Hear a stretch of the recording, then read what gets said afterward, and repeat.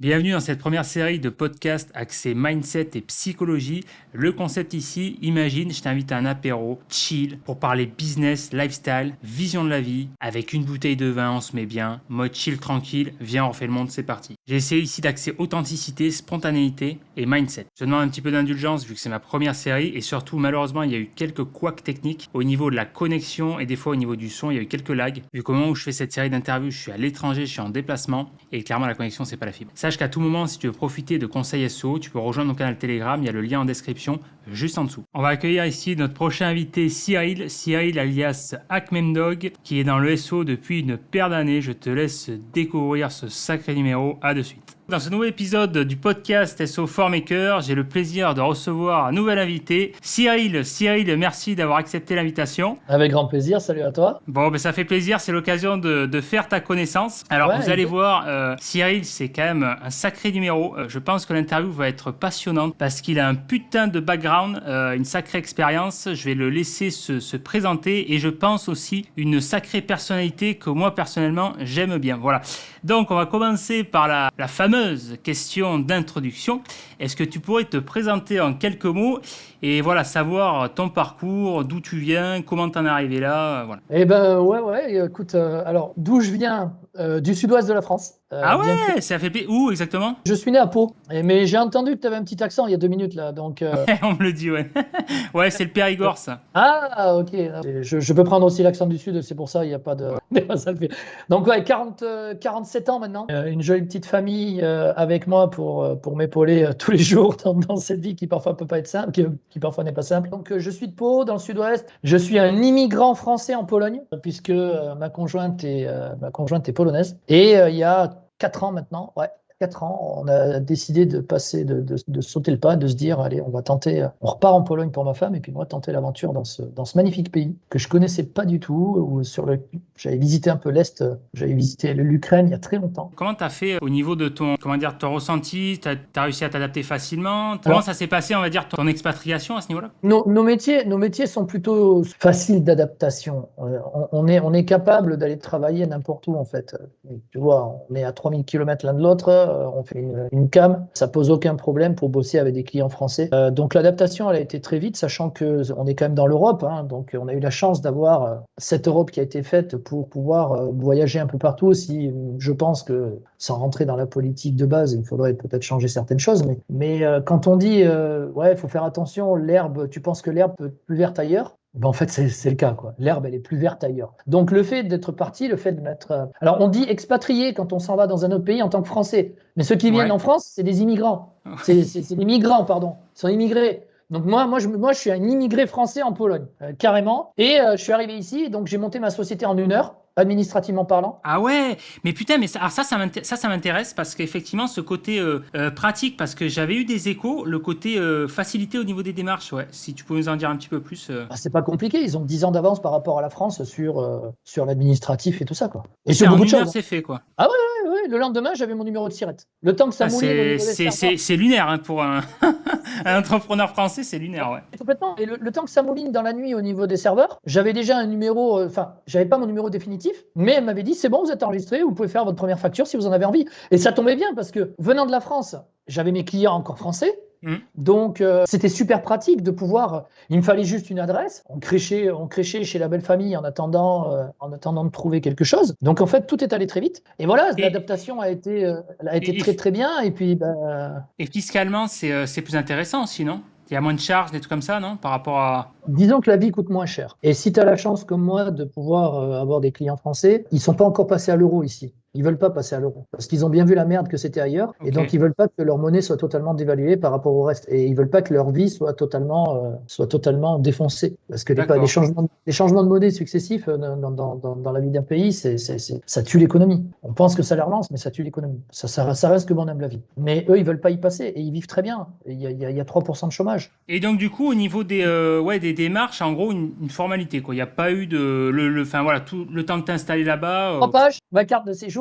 qui est illimité dans le temps, puisque je suis résident Ah ouais, et ouais. Et ça, permanent. c'est pareil, c'était pas une galère à obtenir, ça, il n'y a pas de... Bonjour, mais on est européen, donc à part Ok. dans certains pays dans l'Europe où c'est encore un peu figé, là où l'administratif est allégé et où tout est informatisé de A à Z et que ça mouline correctement et qu'il n'y a aucun problème. Donc non, D'accord. l'adaptation, voilà, donc ça c'était la parenthèse de l'Est. Non, l'adaptation a été plutôt simple et par rapport à mon boulot, ça fait, voilà, j'ai commencé à toucher au web quand Internet est né en fait, un peu comme tous ceux qui ont mon âge. Voilà, il y a donc, et vraiment professionnellement en 99-2000, dans ces eaux-là. C'est ce que j'allais dire, avec 98, le garçon, un putain de background quand même. Là, au niveau de l'évolution, ça va être intéressant.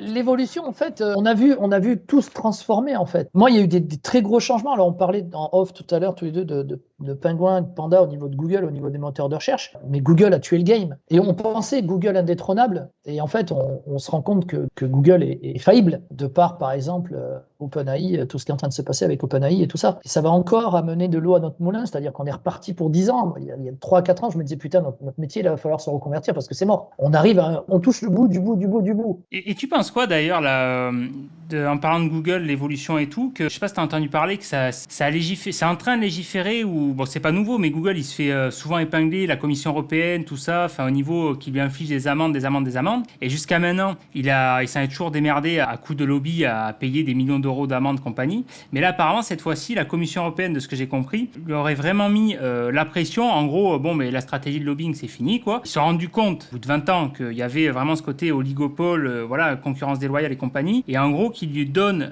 jusqu'en 2024, je crois, pour mettre fin à ce côté, enfin, pas monarchique, Monopole. mais ce côté, pardon, ouais, ce côté, on va dire, dominant, où en gros, tous ces services, Google Shopping, enfin, tu vois, par exemple, sur des requêtes locales avec GMB et compagnie, tu tapes Hôtel Paris, tu tapes Hôtel Paris. Ceux qui ont eu la chance de connaître les SERP avant 2010 sur des trucs comme Hôtel Paris, tu étais en première position, tu te faisais des couilles en or.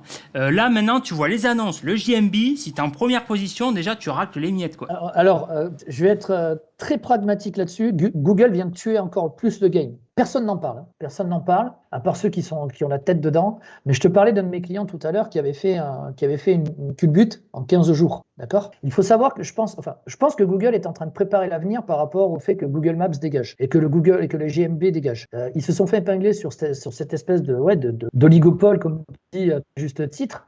Ils doivent arrêter le fait tout simplement d'avoir cette position dominante et de vouloir pomper l'argent à tout prix, quoi, parce que on en est là, hein, on en est. Et OpenAI a changé aussi le game, par l'intermédiaire de Microsoft. Et là, je pense que Microsoft tient un petit peu sa vengeance. Encore une fois, tout ça, ça reste que mes opinions. Quelqu'un d'autre pourrait avoir notre opinion. Moi, ça me dérange pas, le débat est ouvert, il y a aucun souci. Mais je pense que Microsoft là tient sa revanche de ce qu'ils n'ont jamais réussi à faire pour détrôner Google au moins sur le. C'est-à-dire dans le côté moteur de réponse, dans le côté Microsoft va proposer une solution plus, plus innovante, plus adaptée à un besoin disons qu'ils ont, si Google ne se réveille pas, parce que là, OpenAI, on parle de le mettre dans Word, on parle de le mettre dans Excel. Ah oui, d'accord, oui, il en parlait, ouais. On parle de le mettre dans tout ça. Il parle de le mettre dans Bing, il parle de donner des outils, ils vont réinvestir 10 milliards. Ah oui. Le fait d'intégrer dans les suites Office, des trucs comme ça, ouais. Et puis de l'intégrer dans le moteur de recherche. Enfin, et en plus, ils ont l'intention de faire un nouveau navigateur. Alors, comment? Ah ouais? Parce que ça fait un an que j'avais entendu parler, mais depuis, à part leur Edge et tout, j'ai pas... C'est ça, j'en suis resté là, un peu comme toi. Ça se dit. Bon, après, tu sais, Léon dit, hein, on pourrait construire des...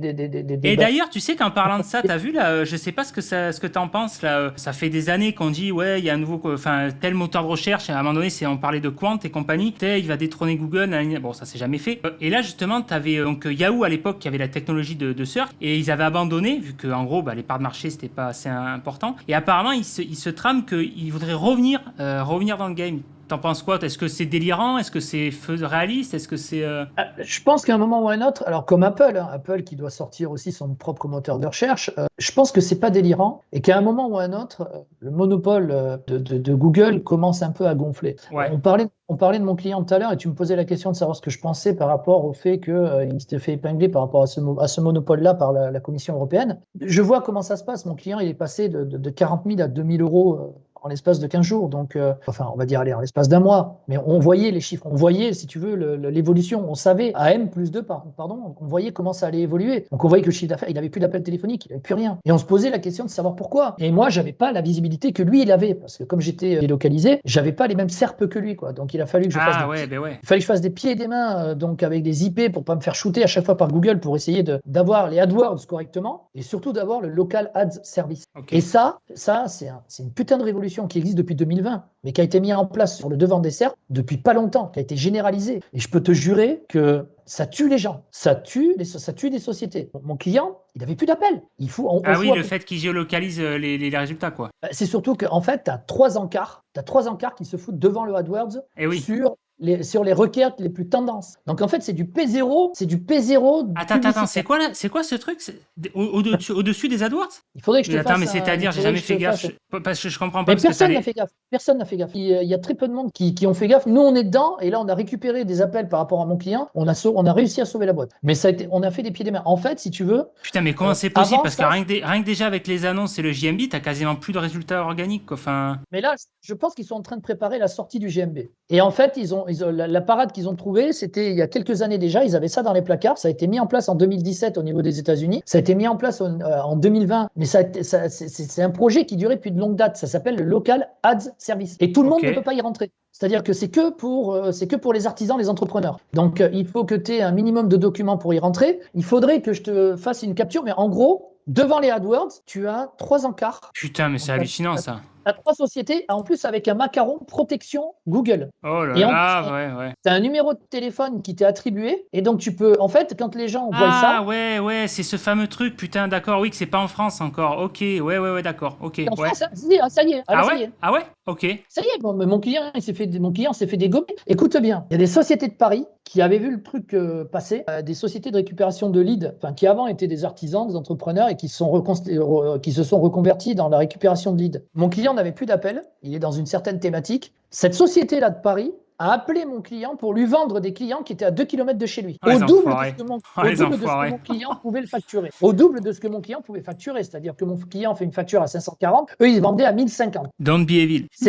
Le truc, c'est super puissant. Et mon client me disait, mais Cyril, putain, mais tu vois pas, regarde, tape ça, ils sont là. Et en fait, j'avais remarqué que la thématique de mon client, qui depuis des années était comme elle était, la SERP était comme elle était, depuis un mois et demi, ça avait changé. Je voyais plus les mêmes déclenchements et le même engouement, si tu veux, sur la SERP par rapport au CTR, par rapport au trafic, par rapport à plein de choses. Je me disais, mais putain, il y a un truc qui va pas.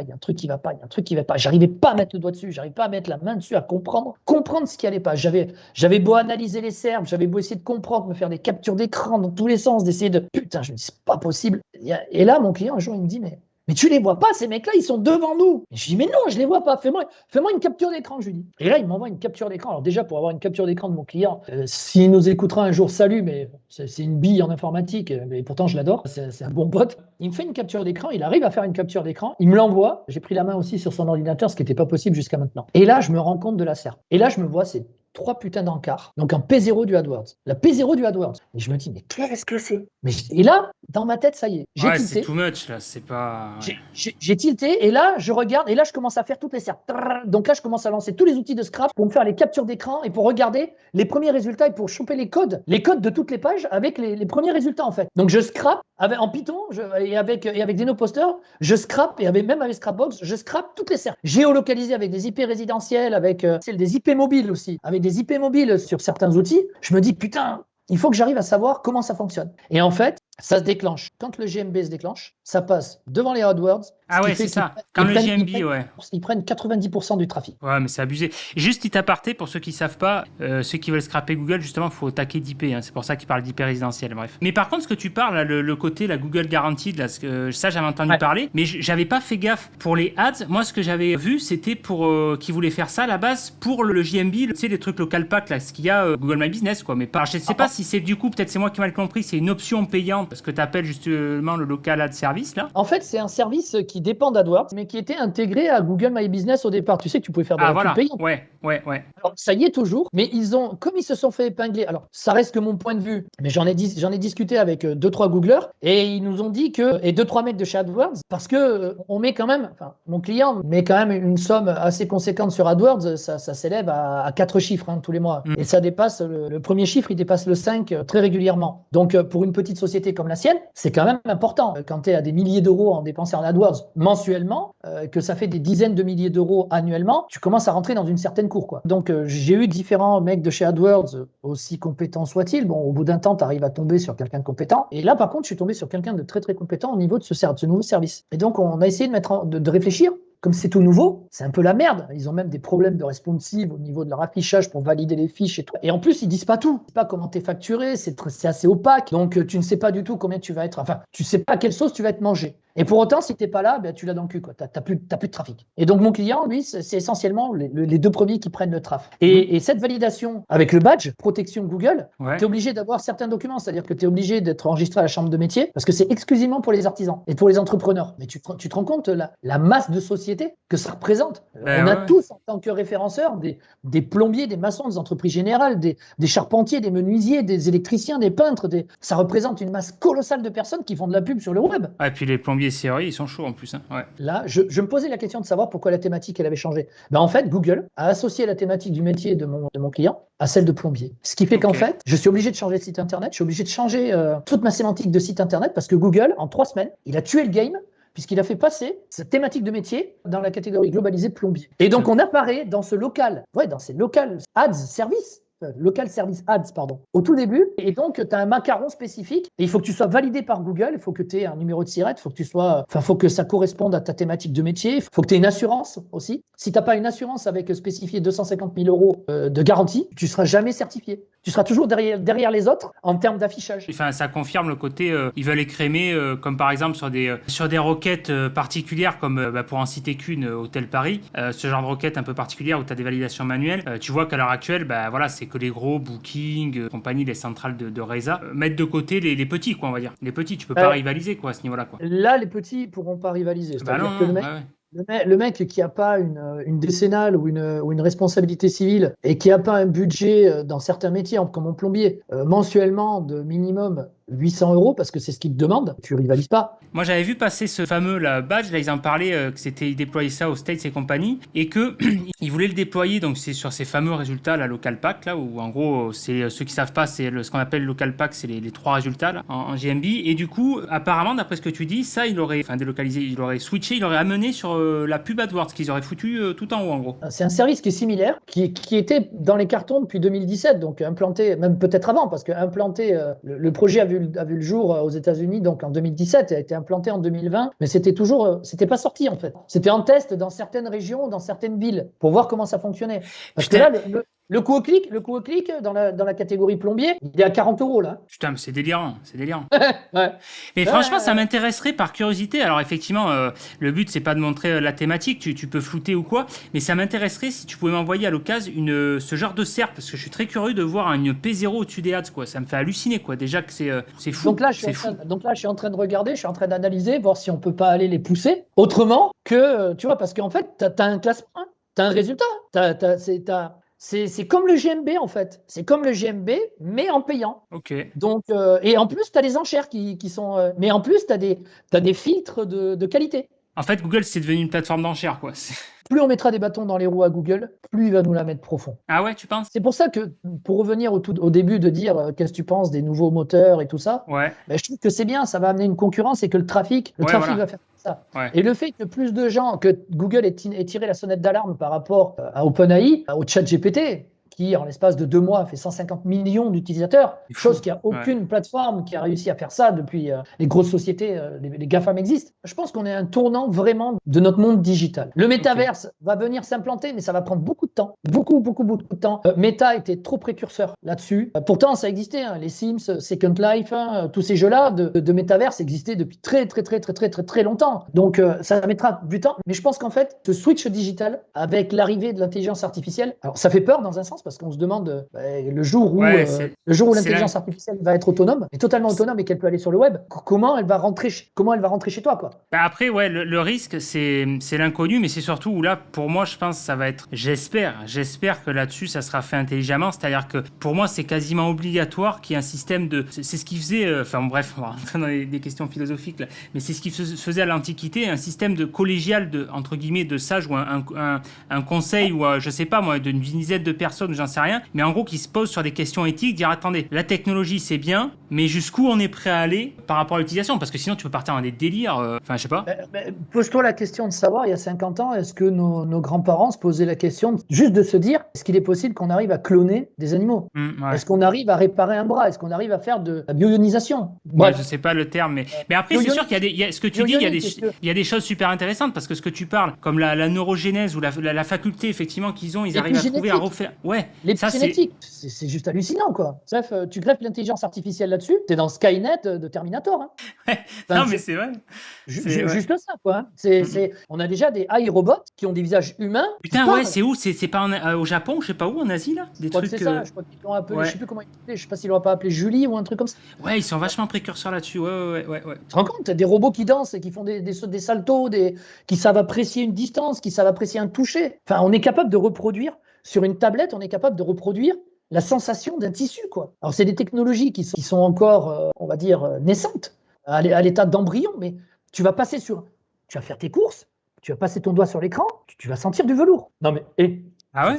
Oui, il y a des technologies comme ça qui existent. C'est pour encore plus approfondir l'action d'achat, quoi. Donc tu te rends compte, depuis 98, quand j'ai commencé, nous sommes la dernière génération à avoir connu un monde sans téléphone portable, sans Internet, où on en parlait l'autre jour avec ma femme, on se disait, putain, on a 47 ans, on a bientôt 50 balais, quoi. Et l'évolution, moi dans ma tête, j'ai 20 ans. Dans ma tête, j'ai 20 ans. Et encore plus dans mon métier. Et alors pour d'autres choses, je t'explique même pas. Alors, j'ai encore moins de 20 ans. Quand il s'agit d'aller faire la fête à Ibiza, je suis...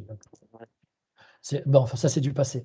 Mais tu vois, on parlait tu me posais la question du parcours tout à l'heure. Qu'est-ce que j'ai fait? Mais j'ai pas commencé dans le web. J'étais à l'école. Parce qu'effectivement, pour repréciser le contexte, donc vas-y, tu as commencé en 98, tu as commencé par quoi exactement? Comment t'en es arrivé là? Ah là, tu me chauffes. En fait, j'ai fait un DUT génie thermique et énergie. Et j'étais toujours attiré par le côté informatique, par le côté technique, par le côté comment ça fonctionne. Un petit peu, tu vois, E égale M6, quoi. J'adore savoir comment ça fonctionne. J'ai une soif de savoir qui est très importante. Il faut que j'emmagasine de la data. Et j'ai mis un nom il n'y a pas longtemps là-dessus, hein. C'est quelque chose qui a sonné en moi il y a très peu de temps. Parce que c'était anormal, entre guillemets, de savoir comment tout fonctionne. Et de savoir comment on peut aller plus loin, comment on peut faire de la recherche par rapport à ça. Je suis pas quelqu'un de savant. J'ai pas performé dans tel ou tel domaine. Mais par contre, j'ai une soif de connaissances qui est vraiment très importante. Et quand je fais le bilan de ces 50 dernières années, de ces 30 dernières années et de ces 20 dernières années avec l'avènement du web, là je me dis qu'on est encore là en 2023, je pense que c'est là où on va passer le cap. 2022 a foutu le coup d'arrêt et 2023 va être, paradoxalement, ça va être une année de merde, je pense, au niveau des entreprises, au niveau de ceci, au niveau de cela, mais au niveau de chez nous, au niveau du digital, on va passer encore à autre chose. Et quand t'es pas du tout du métier, j'ai fait un DUT thermique et énergie. Donc moi, c'était de la thermodynamique, c'était de la mécanique des fluides, c'était tu vois, les tubes de Pitot, c'est des intégrales triples en mathématiques, je m'en souviens comme si c'était hier. Ça a dû t'aider dans ton taf, cette approche scientifique, un petit peu méthodologique, un peu, ouais, oui. Le côté raisonnement mécanique, tout ça. Ça, je l'avais déjà. J'adorais savoir comment ça fonctionnait. J'adorais avec mon père démonter des trucs, remonter. J'avais ce côté très cartésien. J'ai commencé à programmer. Oh putain, ça remonte. Et ceux qui ont mon âge et qui l'ont connu, s'ils écoutent le podcast, ça va leur rappeler des choses. Mais le robot sur lequel on codait, enfin c'était un automate plutôt, ça s'appelait le PB15. Et en fait, on codait en binaire, des 0 et des 1. Et on codait en hexadécimal pour faire l'ouverture et la fermeture d'un portail. Et la détection dès qu'il y avait quelque chose. Donc je te parle de ça, j'étais en seconde, donc c'était en 94. Et derrière, du coup, t'as le profil historique, du coup, t'es vraiment technique, développeur, programmeur. Ça, c'est une très grosse frustration chez moi. Très grosse. C'est quelque chose qui me bouffe. Et c'est pour ça que je suis en train de régler ce problème-là depuis maintenant un an et demi. J'ai justement ce manque de pas savoir coder. Et en fait, dans mon parcours entrepreneurial, enfin scolaire et entrepreneurial, j'ai eu cette formation-là, c'est-à-dire que j'ai appris à coder en C+. Au tout départ. Alors au départ, avec le PB15, donc en hexadécimal. C'est marrant, ça, j'aurais pas cru. Moi, je sais pas très innocemment le PHP, ce genre de choses. Non, parce qu'en fait, ce sont des langages qui étaient adaptés au métier que l'on faisait. Donc la mécanique, c'était la naissance de la domotique. D'accord. Donc en fait, il fallait que l'on comprenne comment ça fonctionnait. Donc il y avait avec des variables, des and, des or, Oui, parce qu'en fait, tu n'étais pas du tout dans le web encore. ludiquement, j'étais dans le web. Je jouais. Ok. Je faisais du web pour mon plaisir. Je me connectais, mes parents ont eu très vite le web, et donc je me connectais avec du Alta Vista, on achetait des packs de crédit, le modem il faisait grrr, c'était des 33K à l'époque, après on est passé sur des 56K. Ouais, 56K. C'était un truc de fou. Le petit boîtier bleu, le modem, là, ouais. Ouais, des Sagem. Ding, oui, avec ding, ding, la petite musique avec le petit bip, là. Désolé pour l'imitation, hein, je suis nul à chier. Le côté ludique, comme beaucoup de monde, m'y a amené professionnellement. Et mon métier, si tu veux, malheureusement, il y a des choses qui ont fait que j'ai été bazardé très vite responsable de gros chantiers. Sans aucune expérience, j'aurais pu très bien le vivre et malheureusement, j'ai très mal vécu. Et c'est quelque chose qui, même encore aujourd'hui, je regrette, mais j'en fais une force. C'est-à-dire qu'en fait, j'ai géré une centaine de personnes à l'âge de 24 ans, juste après mes études, sur des gros chantiers. Bien que j'ai été épaulé par certaines personnes proches de mon entourage, j'ai été balancé gestionnaire de chantier dans l'industrie qui était, c'était un monde de requins. Et je l'ai très mal vécu, ce qui fait qu'au bout de 3 ans, j'ai arrêté et je suis parti faire autre chose. Je suis parti faire du commerce. Et parallèlement à ça, j'avais fait mon petit bonhomme de chemin sur le digital. Et c'est là où j'ai commencé, dans les années 2000, même en 99, à la sortie de l'armée, 99-2000, j'avais eu l'idée d'aller prospecter les gîtes de France pour leur faire un site internet parce que c'était l'avènement des sites internet. J'avais prospecté les gîtes de France. À l'époque, ma petite société, je m'étais trouvé un nom de société qui s'appelait eWeb 64 parce qu'à l'époque, j'étais dans le 64, j'étais à Pau, hein. Né à Pau, vécu à Pau, j'ai fait mes premières frasques à Pau. Je suis resté chauvin, palois, béarnais, doublé d'origine espagnole. Donc, je t'explique pas un peu le bordel. J'avais été démarcher les gîtes de France à l'époque. La femme, quand elle m'a vu arriver, je te jure, alors je m'étais bien préparé et tout, j'avais mon petit attaché case en cuir, je m'étais vraiment, putain, propre sur moi et tout. Vraiment, la belle coupe, parce qu'à l'époque, j'avais les cheveux. Ah non, putain, sorti de l'armée. Non, sorti de l'armée, j'avais plus les cheveux. Donc ouais, bien chauve comme je le suis maintenant. Et alors que j'avais des Anglaises jusqu'ici, pour ceux qui m'ont connu à l'époque, j'arrive, je vois la responsable des gîtes de France à Pau qui gérait tout le Grand Sud-Ouest. Moi, dans ma tête, je me dis une manne financière de potentiel site internet, mais extraordinaire. Donc là, je te parle, à l'époque, on était sur Dreamweaver. Hein. Oui, c'est ce que j'allais dire. Tu as connu forcément Site du Zéro, Dreamweaver, Spip et compagnie, là. Ouais. C'est ça. Tous ces trucs-là, mes premières boutiques de e-commerce, j'ai commencé avec Pile. Il y avait Pile.fr, il y avait Power Boutique. Ensuite, on est passé sur du Creload, OS Commerce, donc les versions Creload. Donc là, c'était l'avènement du PrestaShop. En fait. Voilà, surtout, je pense qu'à cette époque, tu pouvais facilement, si tu étais bon en commercial, avec Gîte de France, tu pouvais facilement, je pense, si tu étais convaincant et tout, arriver à rafler une espèce de domination, parce qu'il n'y avait pas trop de concurrence, quoi, on va dire. Mais zéro. Le problème, il a été là, Seb, c'est que la femme, quand je l'ai vue en face de moi, qu'elle me dit, mais attendez, mais Internet, ça va s'arrêter dans 3 ans. Ah ouais, ils n'avaient pas confiance, ouais, ok. Ouais. Internet, ça va s'arrêter dans 3 ans. Ouais. Désolé, monsieur. Ah, putain, je suis sorti de là, tu sais, dépité. Et j'ai été voir d'autres trucs. Et puis, professionnellement, les gens n'y croyaient pas. Professionnellement, les gens, ils n'y croyaient pas du tout, du tout. On n'avait pas encore cette fibre américaine. Ouais. Le Google. C'est vrai qu'on a tendance à zapper, mais c'est vrai qu'à l'époque, c'était pas pareil. Ouais, c'est vrai. C'était pas du tout pareil. En 99, Google n'était pas trop connu en France. Ouais. Il venait de naître aux États-Unis. C'était Yahoo, Alta Vista, va chercher Lycos. C'était ces trucs-là, quoi. C'était net. Il y avait Lycos, Alta Vista, ouais, encore il y avait Lycos. Netscape. Ah oui, Netscape, navigateur, ouais. Netscape, oui, parce que Google, finalement, en France, ça a commencé à se démocratiser quoi, vers 2005 à peu près, un truc comme ça, non? Ouais. Il y a eu un switch, quoi. Il y a eu un switch. Ouais, 2003, 2004, 2005. Ça a été vraiment cet avènement-là. Et c'est là où on a vu des sociétés de référencement arriver. Et c'est là où on a commencé à avoir le SEO 2000, dans les années 2000, 2002, concours mangeur de cigogne. Donc ça date, si je dis pas de conneries. 2004, ça, non? C'est ça, de 2004. Donc il y a encore des gars qui sont là de cette époque-là, qui, bien sûr, ils sont aussi dans l'ombre, comme moi, tu vois, tu t'entends jamais parler. Après d'autres qui ont fait énormément avancer le référencement. Et moi, je leur tire mon chapeau parce que on parlait en off tout à l'heure, mais putain, ouais, on te connaît pas. Non, c'est pas que j'ai pas envie, mais à un moment, si tu veux, j'avais pas forcément besoin de ça. Et puis dans mon parcours, j'avais pas un parcours marketing, j'avais pas un parcours marketeur, j'avais un parcours commercial parce que très grande facilité à présenter les choses et à parler, ça c'est indéniable. Donc commercialement parlant, ouais, pas de problème. Mais se mettre en avant, il m'a fallu beaucoup de temps pour pouvoir faire des conférences en présentiel, in IRL, dans la vraie vie, 3 verres dans le pif. des fois, ça part en sucette totale, quoi. Ça partait. J'ai quand même beaucoup mûri par rapport à ça. Mais étant jeune, c'était coton. Hein. Il y a eu des séquences. Pour recentrer le débat sur la question que tu avais posée tout à l'heure, cet enchaînement, en fait, par rapport à la vie personnelle et à la vie professionnelle, et l'évolution du web, c'était extraordinaire. Moi, toi, tout à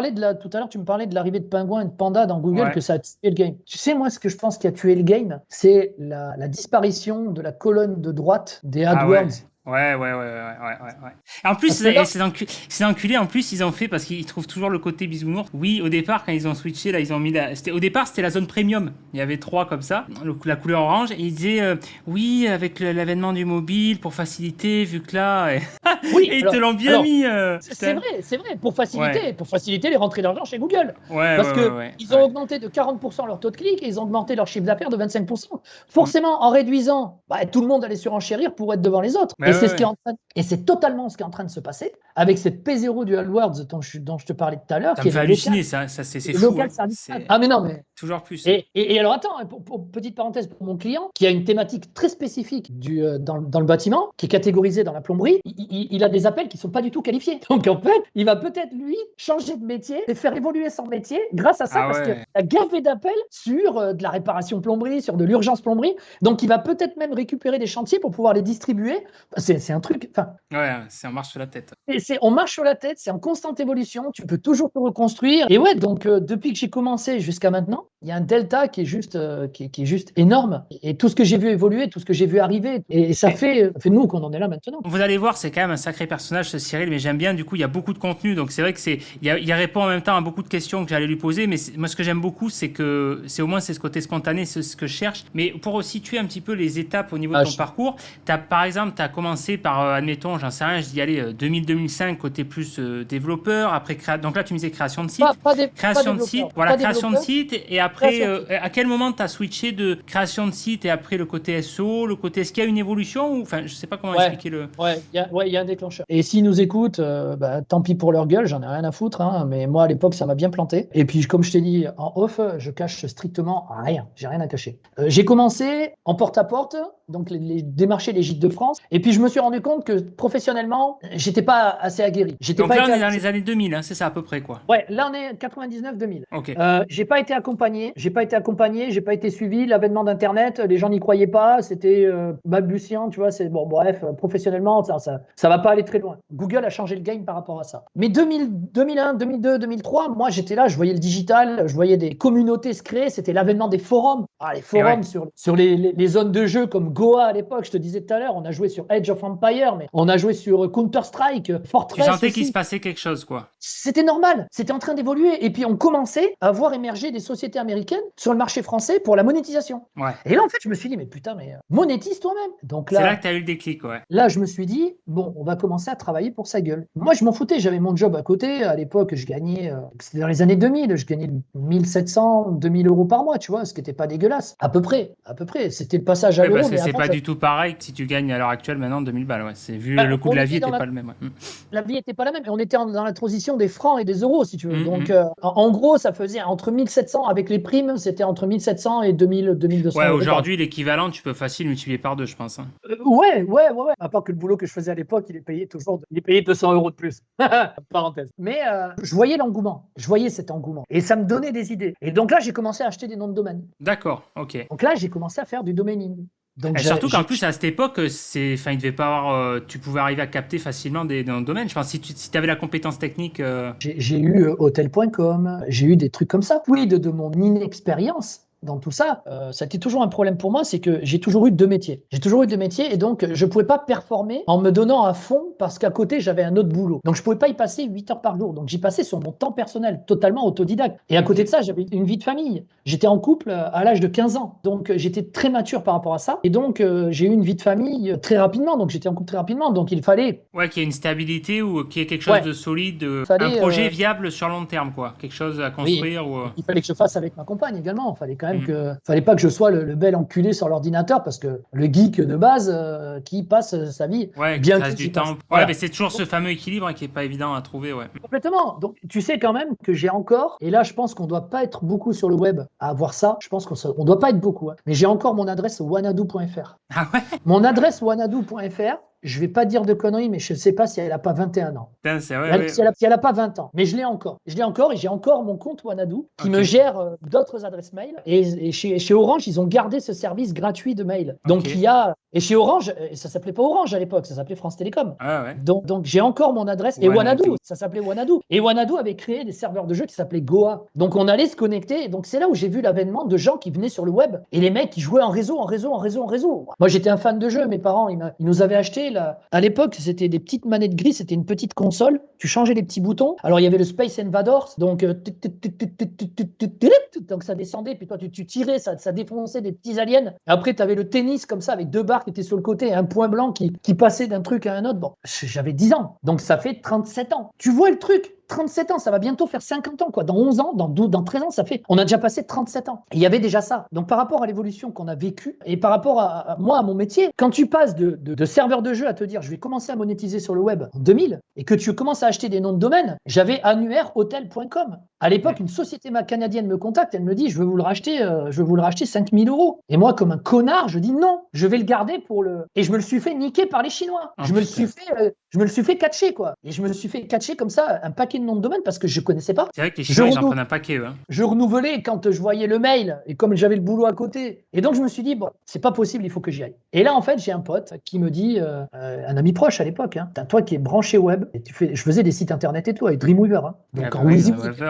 En WYSIWYG, hein, donc c'était Dreamweaver MX et compagnie. Donc, je t'explique pas, on a vu Dreamweaver 2, 3, 4, 5, et puis après, on commençait à coder en PHP et tout ça. Et donc, je faisais des sites HTML, Patin, Couffin, CSS, c'est ce qui s'indexait le mieux. Tu n'avais aucun problème de vitesse et tu allais très très vite avec Dreamweaver, quoi. Et puis tu foutais des mots-clés à chier, tu faisais du keyword stuffing dans tes pages, tu les cachais, tu les planquais, tu allais chercher des bouts de code JavaScript aux États-Unis pour pouvoir déclencher des pop. C'était la fête du slip. Et j'ai un pote qui me dit, j'ai trouvé une idée de business. On va monter un e-commerce sur le web. Il m'a fallu 30 secondes. Alors, non, oui, c'est surtout la thématique qui m'a choqué. Parce qu'en fait, mon pote avait été au salon de l'érotisme le week-end d'avant chez lui à Toulouse. Il arrive chez moi, il me dit un mardi, il m'a dit, je suis chez toi dans 10 minutes. Il habitait à Toulouse, il y a 200 km. Un mardi, il me dit, je suis chez toi dans 5 minutes. Je lui dis, putain, mais attends, moi je suis en montagne, il faut que je descende, j'ai mes clients. Il me dit, ouais, ben, c'est bon, ta femme, elle est là, je discuterai avec elle. On se connaissait très bien, on était très proches. Il me dit, on va monter un magasin de sextoys sur le web. Ouais, je regarde mon pote, je dis comme ça, et je dis, c'est pas possible. T'es fatage. C'est en quelle année ça? 2003. Et parce que c'était quoi au départ? Parce que bon, maintenant au commerce, t'as Shopify, au commerce que tu veux, avec tes PrestaShop et compagnie. Mais à l'époque, qu'est-ce qu'il y avait? Il y avait pas grand-chose. Parce que honnêtement, le côté e-commerce, je m'y suis penché sur le tard. Mais il y avait quoi à cette époque-là? Il y avait pile.fr, il y avait Power Boutique, et c'est ce que je te dis tout à l'heure. Après, on est passé sur OS Commerce. Donc c'était les premières boutiques. Et comme je codais pas en dynamique, j'étais obligé de prendre ce genre de boutique-là. Donc à l'époque, j'utilisais EasyPHP pour me monter un serveur local et pour pouvoir faire. Donc là, il me sort ça. J'ai réfléchi 30 secondes. Ma femme qui me regarde, elle me dit, vas-y, accepte. Ça fait je sais pas combien de temps que tu me dis que tu vas monter un business sur le web. J'ai dit, ouais, mais chérie, pas ça. Elle me dit, mais qu'est-ce que t'en as à foutre? Elle me dit, c'est un produit comme un autre. Hein. Tu vas pas les essayer, tu vas les vendre. Et là, en fait, elle n'a pas tort. Et c'était l'avènement, quoi. On était en plein dedans. Et en fait, trop précurseur. Donc là, on le fait. Donc avec tout ce que ça implique, tout le côté, entre guillemets, graveleux du truc, parce que maintenant, c'est développé. Mais à l'époque, on se disait, mais qui c'est nos concurrents? Donc on commence à voir nos concurrents et tout ça. On a nos premières commandes. Donc j'avais le stock à la maison. C'est-à-dire qu'on avait commandé en Chine le stock. Donc j'avais le stock chez moi dans une pièce de sextoys, quoi. J'avais pas de gosse encore, pardon. Donc on avait une pièce qui était totalement allouée. Et je faisais les photos. Donc j'avais le studio photo. Je faisais les descriptions. Je faisais les mises à jour. Je faisais les colis et j'envoyais. On faisait tout de A à Z. Et notre première commande, c'était un artiste très célèbre, qui est encore vivant aujourd'hui, mais vraiment très connu. Et le fils de quelqu'un d'encore plus connu. Ça m'avait épaté parce qu'on était dans les prémices et il n'y avait pas beaucoup de concurrents. Et là, en fait, en faisant un benchmark concurrentiel, je me retrouve en face des 3 Suisses et de La Redoute. Et oui, c'est ce que j'allais dire, parce que du coup, tu dois être en concurrence forcément avec les grosses marques, quoi. Ouais. Et tu sais comment ils appelaient ça, eux? Ça s'appelait un masseur de visage. Et tu l'as encore, en fait. Ça existe encore. Tu vas sur les 3 Suisses ou sur La Redoute, tu vois encore la femme qui est là, avec son vibro. En fait, c'est un vibro, quoi. Et à l'époque, c'était les Sonia Rykiel. C'était designé par Sonia Rykiel. C'était des trucs Sonia Rykiel. Et donc, t'avais sur La Redoute et sur les 3 Suisses, la femme qui était comme ça. Mais pourquoi ils avaient mis ça? C'est qu'ils n'avaient pas assumé à l'époque? Complètement. Et comme le petit canard. Le côté un peu tabou, le côté un peu, Le petit canard que tout le monde a vendu aux enfants. C'était pour aller dans la douche et c'était vendu nos chers et tendres. chambre afin de batifoler dans la douche. Ouais. mais il y a peut-être des oreilles chastes qui écouteront, donc c'est pour ça que je soigne mon langage, autrement tu l'aurais eu bien cru. On était avec des boutiques comme pile.fr. On a fait pas mal de pognon, on a revendu. Et on était passionnés avec mon pote de pêche. Moi, je suis pêcheur depuis tout petit. Mes grands-parents étaient ostréiculteurs. J'ai toute ma famille, beaucoup de mes cousins sont ostréiculteurs en Charente-Maritime. Encore maintenant, hein. J'ai cette fibre, voilà, de la mer, de mer-montagne, tu vois, pêche un peu tradition chasse pêche nature, un petit peu comme ça, mais un peu Che Guevara dans l'âme. Et très souvent incompris. Mon pote, il me dit bon, putain, ça a pas mal marché, on a fait un peu de thunes, pourquoi on le vendrait pas? Et là, on le vend. Et quelqu'un nous rachète. Le site internet, le stock et tout. Et à l'époque, on prend un beau billet. C'était une grosse marque ou quelqu'un plutôt pure player ou un entrepreneur lambda ou... C'est un concurrent. Et nous, on voulait vendre, donc on avait contacté les concurrents. Et d'autres pure players, quoi. On décide de partir dans la pêche. On monte ce qui est. On faisait pas. Alors, pour une boutique, donc dédiée à la pêche à la carpe, totalement dédiée à la pêche à la carpe, ça s'appelait carpfishing.com à l'époque. On décide de monter ça et on décide de monter la première boutique de vente de matériel au silure, à la pêche au silure. Donc en fait, la première boutique qui vendait, pure boutique, qui vendait du matériel silure, que adapté silure pour la pêche au silure, c'était mon pote et moi-même. Ça s'appelait silurefishing.com. On a pas mal travaillé pendant pas mal d'années, c'était plutôt bien. Après, bon, problème voilà, de société, d'associés, de vie entrepreneuriale. On est amené à se séparer à un moment. Et entre-temps, des boutiques de e-commerce, je suis passé à un magasin. Et j'ai vécu avec mon magasin de pêche et mes boutiques de e-commerce pendant des années. Le tournant dont tu parlais tout à l'heure et pour lequel tu me posais la question, pourquoi je suis venu au SEO, c'est qu'en fait, pour mes premières boutiques de e-commerce, on avait fait appel à une société qui s'appelle Briou de référencement. Ah ouais, elle était connue à l'époque. Hein. C'était une agence, enfin une des plus grosses agences. Hein. Bah, ils étaient Donc, d'ailleurs positionnés, entre autres, pour ceux qui n'ont pas connu, la requête phare historique quand même sur référencement. Quoi. C'était voilà, dans les premières positions. Avec référencement 2000. C'est ça, c'est exactement ça. Avec et donc, taquet d'encre, référencement, enfin bref, vas-y, est-ce que... Mais c'est ça, mais tu fais bien de le préciser parce qu'ils étaient devant tous les autres. Donc on s'est dit, le SEO, je ne le touchais pas encore de trop. Je faisais des sites internet, mais je n'avais pas encore cette notion de SEO vraiment très, très, très poussée dans les années 2002-2003. Néanmoins, j'avais quand même de bonnes petites notions, je savais ce qu'il fallait faire. Mais là, je me dis, il faut qu'on ait des pure players du SEO pour pouvoir nous positionner notre boutique de sextoys. Et là, on fait appel à Briou d'Internet Référencement. Ils nous prennent 6 000 € pour une année. Ce qui était énorme à l'époque. Ouais. Et nous, c'était un peu notre fonds de roulement, tu vois. J'avais convaincu mon associé et il me dit OK. Et là, on a fait appel à Briou de référencement. Bon, comme bonne agence, et là, s'il m'écoute, j'en ai rien à foutre. On peut en discuter autour d'un verre, j'en ai rien à branler. Comme bonne agence SEO qui se respecte, encore actuellement, pas eux, hein, mais d'autres, ils te prennent les mots-clés, on va dire de semi-longue traîne, pour se positionner facilement et pour dire on a fait le job. Le problème, c'est que nous, on montait jamais sur les top requêtes, là où tu avais le trafic. Ouais, mais oui. Donc on faisait quelques ventes, mais pas au-delà. Donc là, moi, j'ai pété un plomb au bout de 7 mois. Je leur ai dit, les mecs, c'est pas possible, quoi. Donc je pète un plomb, et vraiment un plomb. Je leur dis, allez vous faire foutre. Et c'est là que je me dis, je me ferai plus jamais enculer. Ah oui, d'accord. C'est là où il y a eu le switch où en gros tu t'es dit, je vais me pencher dessus Et donc là, je me suis penché dessus et depuis ce temps-là, je positionne des sites. Et je suis resté. Et ça, tu dis, on est en quelle année là du coup pour resituer 2004-2005. Ok, d'accord, ok. Le début, si tu veux, il y a eu et moi, le switch, c'est vraiment 2004-2005. Et c'est là où on crée la SARL. Et c'est là où après, moi, je vais bosser aussi de mon côté. Et c'est là où on va performer après avec le magasin. C'est là où je vais durer jusqu'en 2012, où je ferme en 2012. D'accord, 2011. donc tu avais quand même le côté physique, le magasin encore jusqu'en 2012. Et j'avais les boutiques de e-commerce également. Donc je faisais les deux, quoi. On prend l'arrivée de Decathlon en pleine tronche. Attends, mais alors c'est moi qui ai zappé un épisode, mais c'est quoi le rapport entre, parce que tu me parlais de Sex Toys et après de Decathlon, c'est que après tu avais d'autres commerces à côté, du coup, c'est ça sur... Non, en fait, si tu veux, on avait vendu les sextoys parce que c'est vrai que j'étais un peu, je suis pas passé. Ah oui, c'est vrai, tu m'as dit que tu avais revendu, du coup, ouais. On a revendu et on est passé sur la pêche. Et en fait, après, on a continué à travailler sur la pêche dans le e-commerce et on a continué à travailler, tu vois. Donc, je te dis, pile, Power Boutique, OS Commerce. Ouais. Donc, c'est là où j'ai commencé vraiment à tâter du PHP, où j'ai vraiment commencé à comprendre le PHP et tout, et à comprendre le dynamique, le JavaScript, et à travailler sur ces côtés de boutique, quoi, et positionner les produits, et puis le switch avec ce problème-là, avec cette société-là. C'est pas grave, ça c'est fait comme ça, voilà. Et je me suis dit, je me fous au référencement. Et donc là, j'ai commencé à performer en référencement. Donc, on était en 2000, vraiment performé 2004-2005. Parce que là, tu me parlais de chasse et pêche, mais Decathlon, c'est plus... Alors oui, il y a le côté chasse et pêche, mais il faut un peu tout, équitation, il faut un côté plus running. C'est sur des thématiques particulières ou c'était sur... Sur la pêche. Ah, ok, d'accord, ok. Que sur la pêche et sur la chasse, ils arrivent là.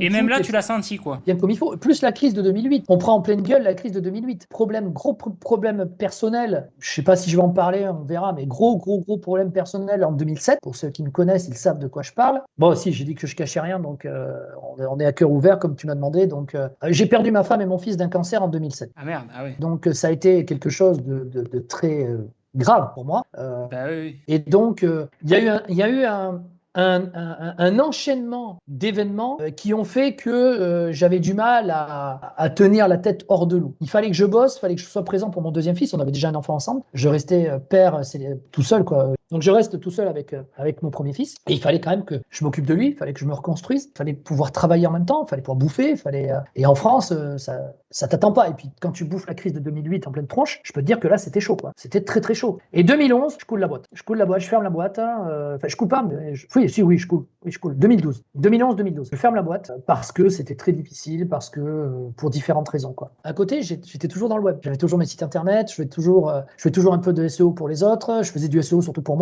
Et j'arrivais à vivre parce que j'avais des thématiques d'affiliation à côté. Je faisais de l'édition de site depuis justement très longtemps. Donc c'était la cerise sur le gâteau et c'était l'avènement de l'affiliation à l'époque. Donc là, en veux-tu, en voilà. Et j'avais quelques sites internet. J'en avais un surtout, il faisait 30 000 visiteurs par jour. Par jour. Ça me faisait gagner un pognon, mais pas monstrueux, mais ça me faisait gagner gavé de thunes, quoi. Et j'arrivais à sortir la tête de l'eau avec toutes les emmerdes que j'avais à côté. Crise 2008, t'imagines quand tu as un magasin de 300 mètres carrés qui fait 500 000 euros de chiffre d'affaires, dans la pêche, il faut en vendre des hameçons et des asticots pour arriver à 500 000. J'avais 3 ou 4 employés à une époque, même 5, on est monté. Pendant les périodes d'ouverture, j'avais plus de monde qui venait m'aider. Et du jour au lendemain, patatrac, pour différentes raisons. Pour le mental peut-être qui suivait plus, la difficulté du taf, la difficulté du commerce. Tu avais des avènements, des grosses enseignes. Donc là, on revient à Decathlon qui avait monté un des plus gros rayons pêche de France. Ah ouais, je pensais pas que c'était à ce point important, tu vois. Parce que je sais qu'ils sont sur plusieurs thématiques, la thématique running et compagnie, mais je pensais pas que c'était aussi... ouais. Si. Et puis en plus, nous, on était le Décathlon, enfin là où on était, à côté de Pau, le Décathlon de Pau était un des plus gros décathlons de France au niveau pêche. D'accord, ok, ceci explique cela, d'accord. Plus 2 autres concurrents, plus toute une conjoncture personnelle. Oui, il y a un enchaînement foireux, quoi. Il y avait un enchaînement foireux. Et ça se ressentait dans ma vie de tous les jours. Hein. J'étais pas forcément au mieux. J'ai pas forcément fait les choses comme elles auraient dû se faire. Mais ça m'a beaucoup appris. J'ai énormément appris au niveau de l'administration française. Donc autant dire que là, je pourrais plus jamais me faire niquer par rapport à certaines choses. Ça m'a coûté beaucoup, financièrement, moralement. J'ai mis 13 ans à m'en remettre. Pour être honnête avec toi, si tu fais le calcul, hein, donc ça c'était 2011, 2010, 2011, 2012. Donc quand je te dis 13 ans, c'est pour arrondir, mais tu comprends à quelle période j'ai réussi à complètement tourner la page. En fait, j'ai tourné la page il y a un an. J'ai totalement tourné la page il y a un an. Il y avait des dettes, j'ai eu des dettes, et il fallait que je bosse à côté aussi. Et à côté de ça, je faisais du SEO, je faisais de la prestation. Et je me suis quand même fait enfumer par des connards de clients au niveau de mon métier de SEO. Il y a 3 ans. Pour les impayés ou les trucs comme ça Il y a 3 ans, je me suis fait enculer de 5 000 euros. J'ai foutu dans la merde certains de mes fournisseurs envers lesquels j'ai encore quelques dettes que je paye, que je vais payer et que j'ai toujours payé. Et quand je te disais que j'avais rien à cacher, c'est que ça fait partie de la vie d'un entrepreneur. Quand on parlait en off tout à l'heure de tous ceux qui, passe-moi le terme, qui se masturbent sur la sphère SEO, devant, je suis un cadre, je suis ceci, je suis cela, et que les vendeurs de rêves, comme on peut, non, ça c'est du flambi, et le problème c'est que quand tu enlèves la capsule du flambi, tu démoules, à un moment, il n'y a plus rien. Ben là, c'est exactement la même chose. La vie d'un entrepreneur, c'est comme ça. Tu as des hauts, tu as des bas, tu as des problèmes, tu as des gros problèmes, ça marche très bien, tu n'es pas emmerdé, mais tu as toujours à un moment dans ta vie, tu as toujours quelque chose. T'as toujours c'est pas linéaire, non, mais c'est sûr. Et même encore maintenant, et je remercie un de mes collègues qui m'aide encore maintenant, et je remercie 2 autres qui m'aident pas, on va dire financièrement. Financièrement, ça va mieux depuis quelques ans. Mais ces personnes-là ont permis de me reconstruire. Mes proches dans le métier, les proches dans notre métier connaissent tout ça. Maintenant, il y en a un peu plus qui vont le connaître parce que personne connaissait ça de moi, à part ceux qui étaient vraiment très proches. Et je me confiais très rarement. Donc il fallait vraiment, je te dis, il fallait vraiment que j'aime les gens, que je sente les gens pour pouvoir me confier. Là, tu m'as dit d'être à cœur ouvert. On est sur une interview. On est sur la vie réelle d'un entrepreneur. On n'est pas sur, parce que ce qu'on parlait aussi en off, sur les fameux, ce qui est à la mode, enfin ce que je disais justement à Cyril, c'est une des raisons pour laquelle j'avais créé ce projet, la SEO for Maker. Sur ce côté branlette, effectivement, le fameux 10K par mois, où, enfin voilà, c'est vraiment là voilà, il y a un aperçu, un retour réel et concret qui change du discours qu'on peut voir sur les réseaux, voilà. Les réseaux, c'est du Sims. Les réseaux, c'est du Sims. Les réseaux, c'est du Second Life. Les réseaux, c'est du métaverse. Ça s'arrête là. La réalité, elle est que personne n'en parle. Personne n'ose te dire j'ai failli. Pourquoi? Je vais t'expliquer. La mentalité en France, c'est plus t'en dis, plus je te défonce la gueule. Ouais. Ben moi, ces gens-là, je leur dis allez vous faire enculer. Pourquoi? Très clairement. Parce que je sais rebondir, je sais de quoi je suis capable. Et à l'heure actuelle, je travaille avec 5 clients, dont un, ça fait 6 ans que je travaille avec. Et les autres, ça fait au minimum 3 ans. Donc, on est dans une fourchette de 3 à 6 ans au niveau des clients. Donc, en fait, si tu veux, la mentalité, et c'est pour ça que quand tu m'as dit,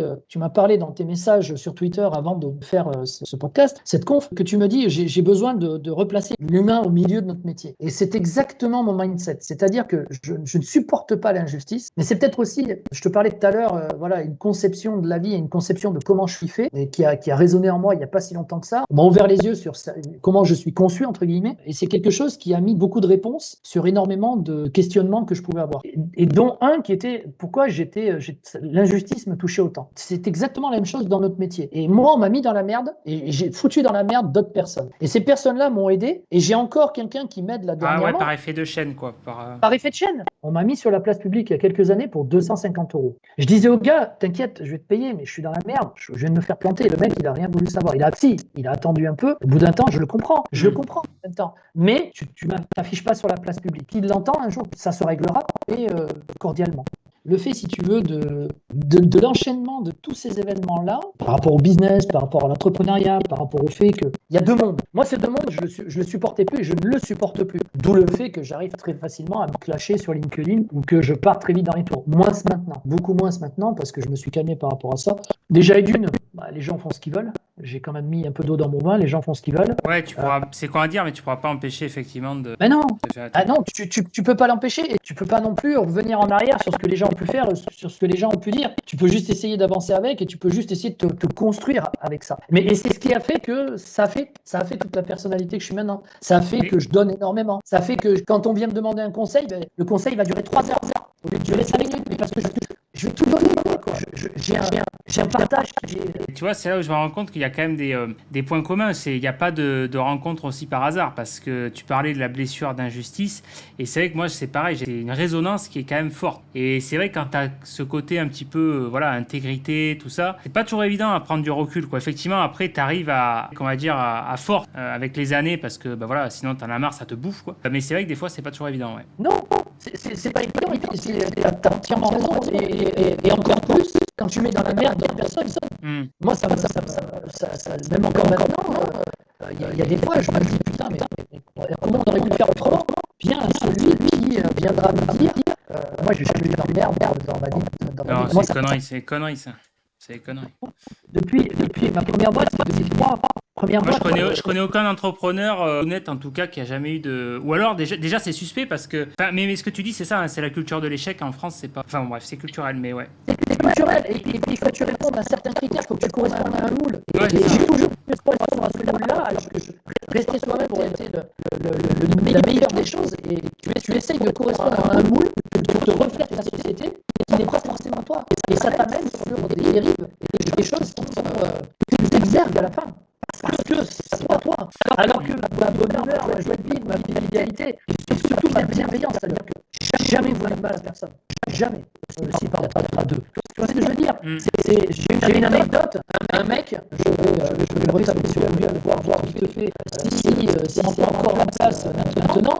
Pour 256 €, non, 250 €, un mec m'a foutu au tribunal, a fait une déclaration de plainte au niveau de la gendarmerie, avec des photos que j'ai gardées encore, pour 250 € de prestation. Il fallait que je fasse quelques liens et changer les HH sur sa boutique. Et le mec, si tu veux, il était plutôt sympa, il était plutôt cool, et tu vois, il me l'a trop bon, trop con, il me l'a mis un peu à l'envers. Et à l'époque, il me dit, ouais, j'ai un PrestaShop, je fais ça, je voudrais positionner mon site internet là, patin, couffin. Et je lui dis, ouais, pas de problème, il n'y a pas trop de concurrence, je vais te faire ce qu'il faut. Donc je lui fais du netlinking, mais je fais plus de 4 liens, tu vois.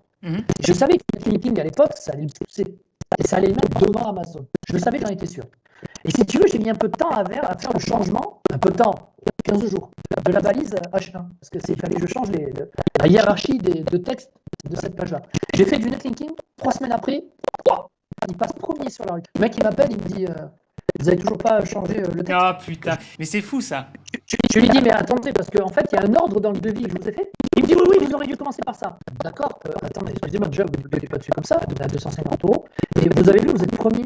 Vous faites pas plus de ventes, vous êtes devant Amazon. Et aujourd'hui, la boutique, elle est encore là, ça s'appelle boutiquenounou.com. Et tu tapes Poussette 3 places avec un S. Le mec, il est second derrière Amazon.